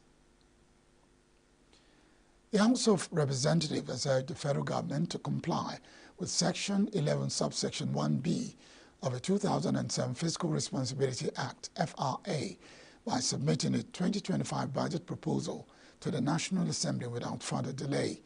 Citing relevant section of the Act, it expressly said that the federal government must, not later than 4 months before the commencement of the next financial year, prepare and lay before the National Assembly a medium-term expenditure framework, MTEF, for the next 3 financial years.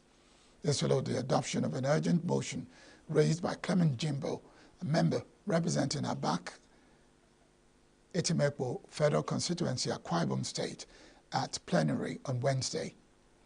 Jimbo expressed worries at the time the National Assembly requires to exercise its functions as enshrined in Section 88(2)B is technically being taken away by the non-compliance with Section 11(1)B of FRA 2007 by the Executive.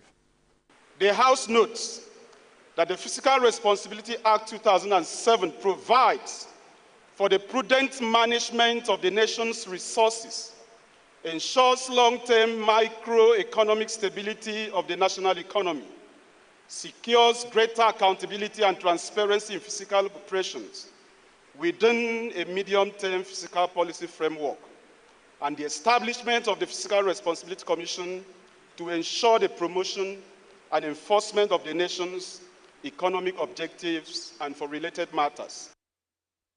The House Speaker, Tajuddin Abbas, after calling for a voice vote, which went in favor of the motion, mandated committees on national planning and economic development, appropriation and finance to ensure compliance within 2 weeks for further legislative action.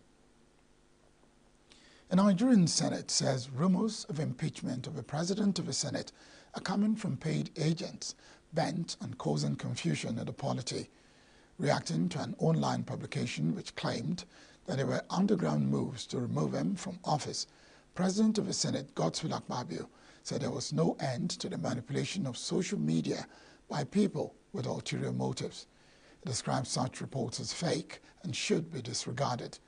Akpabio thereafter asked the Senate Committee on Special Duties to investigate the matter and report back as soon as possible. So there is no limit to social media. And we are here sitting down and doing our work very peacefully, oblivious of the mischief that is going on behind us. It's part of what we pass through on a daily basis.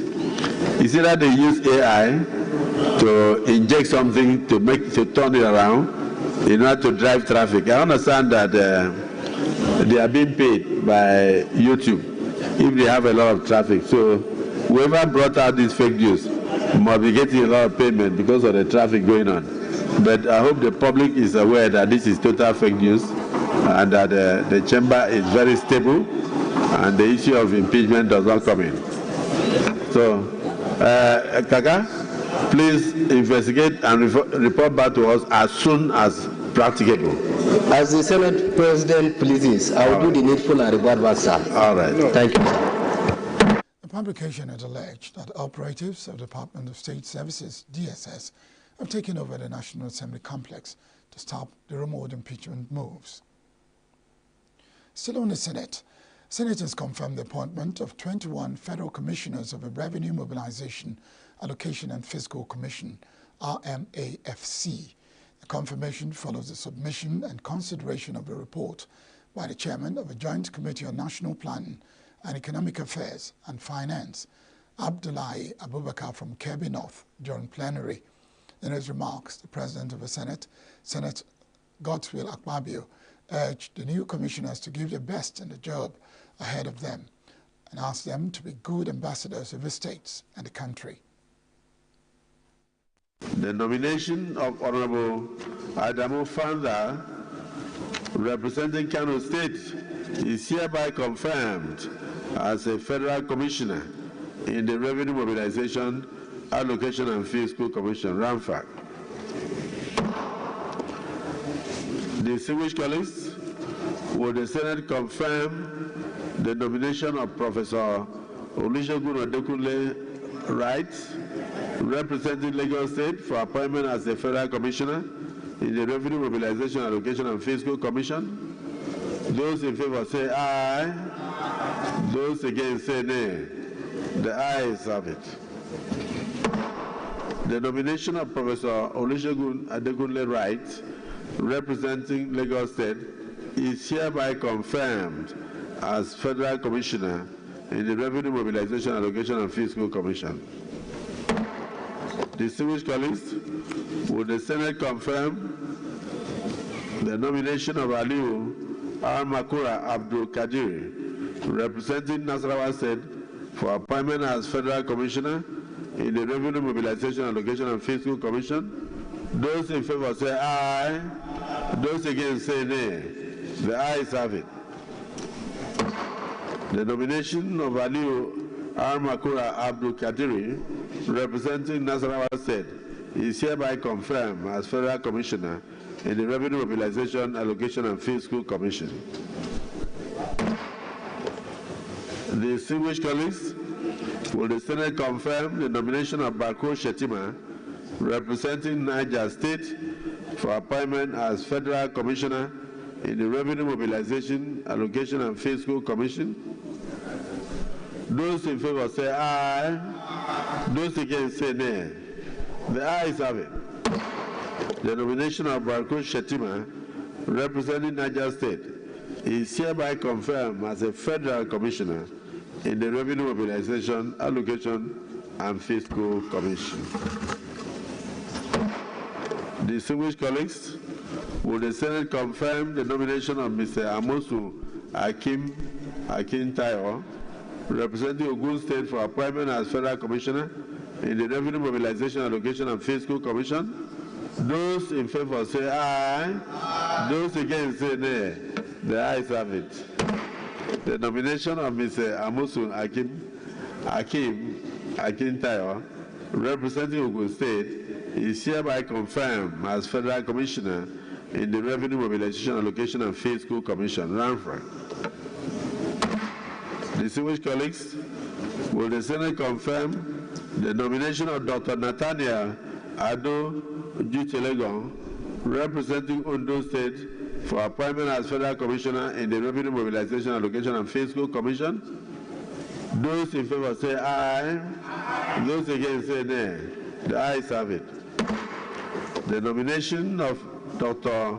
Nathaniel Ado Juchelegon, representing Ondo State, is hereby confirmed as a Federal Commissioner in the Revenue Mobilization, Allocation and Fiscal Commission. Distinguished colleagues, will the Senate confirm the nomination of Honorable Said Bello Ibrahim, representing Plateau State, for appointment as Federal Commissioner in the Revenue Mobilization, Allocation and Fiscal Commission? Those in favor say aye. Those against say nay. The ayes have it. The nomination of Honorable Said Bello Ibrahim, representing Plateau State, is hereby confirmed as a Federal Commissioner in the Revenue Mobilization, Allocation and Fiscal Commission. Governor Umar Namadi of Jigawa State has visited the site of a tragic tanker explosion in Majia Town, Taura local government area, where 95 people have been confirmed dead and over 50 others injured. Accompanied by top government officials, the governor expressed his condolences to the families of the victims at the scene of the incident and had great sensitization on the dangers of scooping fuel from falling trucks. The APA Legislative Chamber reached the resolutions after a debate on a motion sponsored by the senator representing Jigawa North, Babangida Hussein. A tanker fully loaded with petroleum motor spirit, PMS, called Petrol, exploded along Hadeji Expressway in Majia Town, located in Toro local government of Jigawa State, which is about 117 kilometers northeast of Dusi, the state capital. Also notes that this catastrophic inferno occurred around 10 p.m.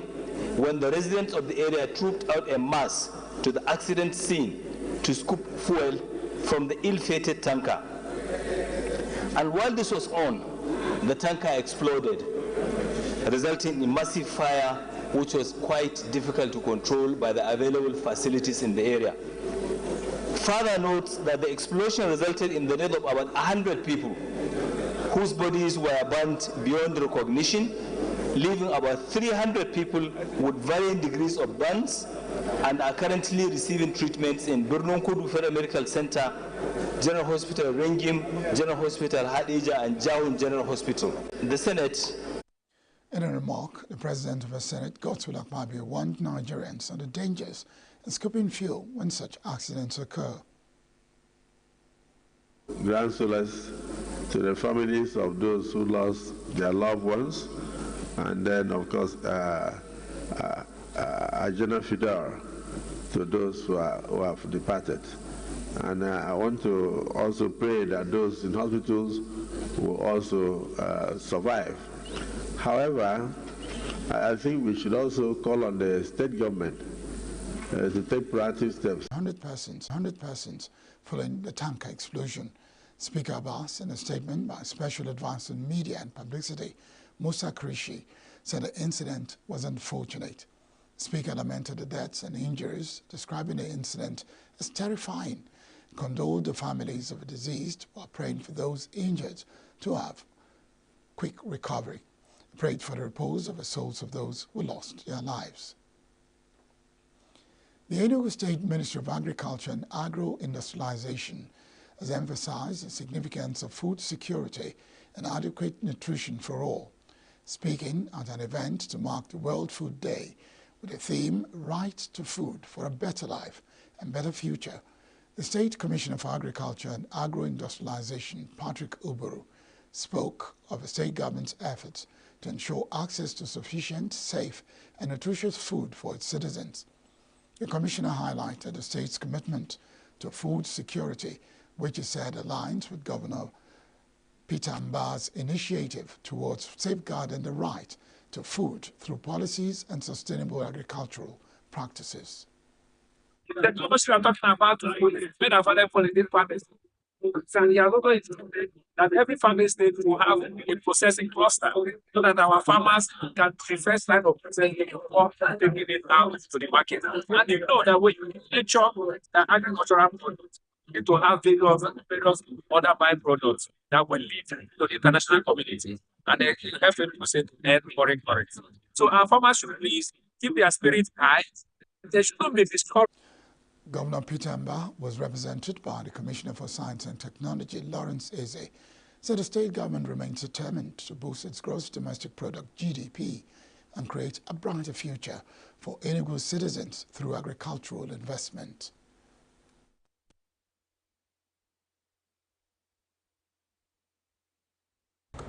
We will do our best. We will not just support agriculture at the local level. Of course, you have heard from him, we're taking agriculture to the mechanized section, where you will not just only have the access of, farming your own subsisting farming at your own subsisting farming level, but you can farm at your subsisting farming level and at the same time engage yourself to work for one of these mega mechanized farmers that are coming into the state. Earn more money to support yourself, to expand your own farming with your family. The Global World Food Day celebration aims to promote awareness about hunger and malnutrition, affecting 733 million people worldwide. By investing in agriculture and promoting sustainable practices, ENUGU State Government says it is taking a crucial step towards achieving food security and improving the lives of its citizens. Governor Umaru Bago of Niger has reaffirmed the state's commitment to food security and sustainability for the state and the country at large. Said this at an event to commemorate the 2024 World Food Day with the theme Niger State Agricultural Revolution, Solution to Hunger and Better Health in Minna. Bago, represented by his deputy Yakubu Garba, emphasized the need for collective efforts to combat hunger in the country and the world.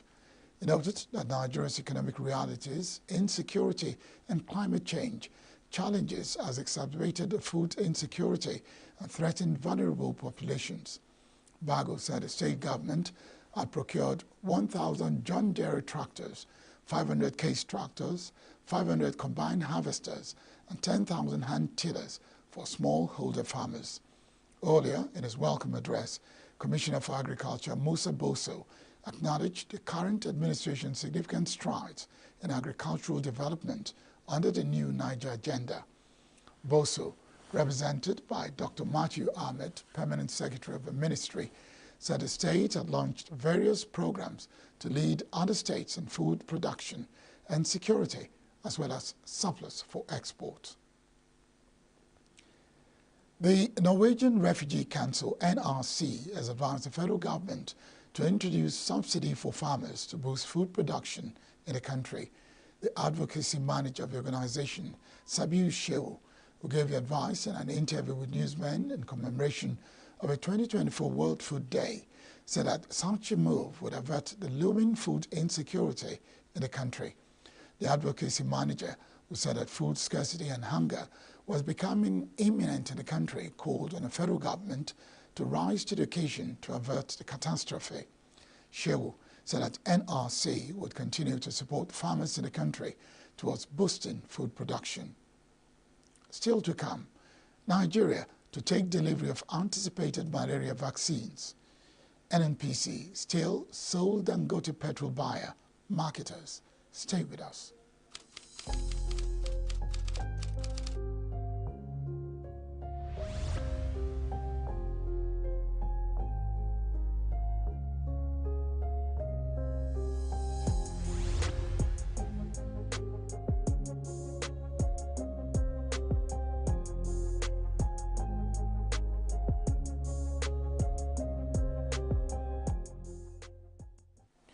The World Bank, Nutrition International and other stakeholders have called for a multi-pronged approach to address the growing malnutrition crisis in Nigeria. They stressed that all hands must be on deck to implement interventions to combat malnutrition.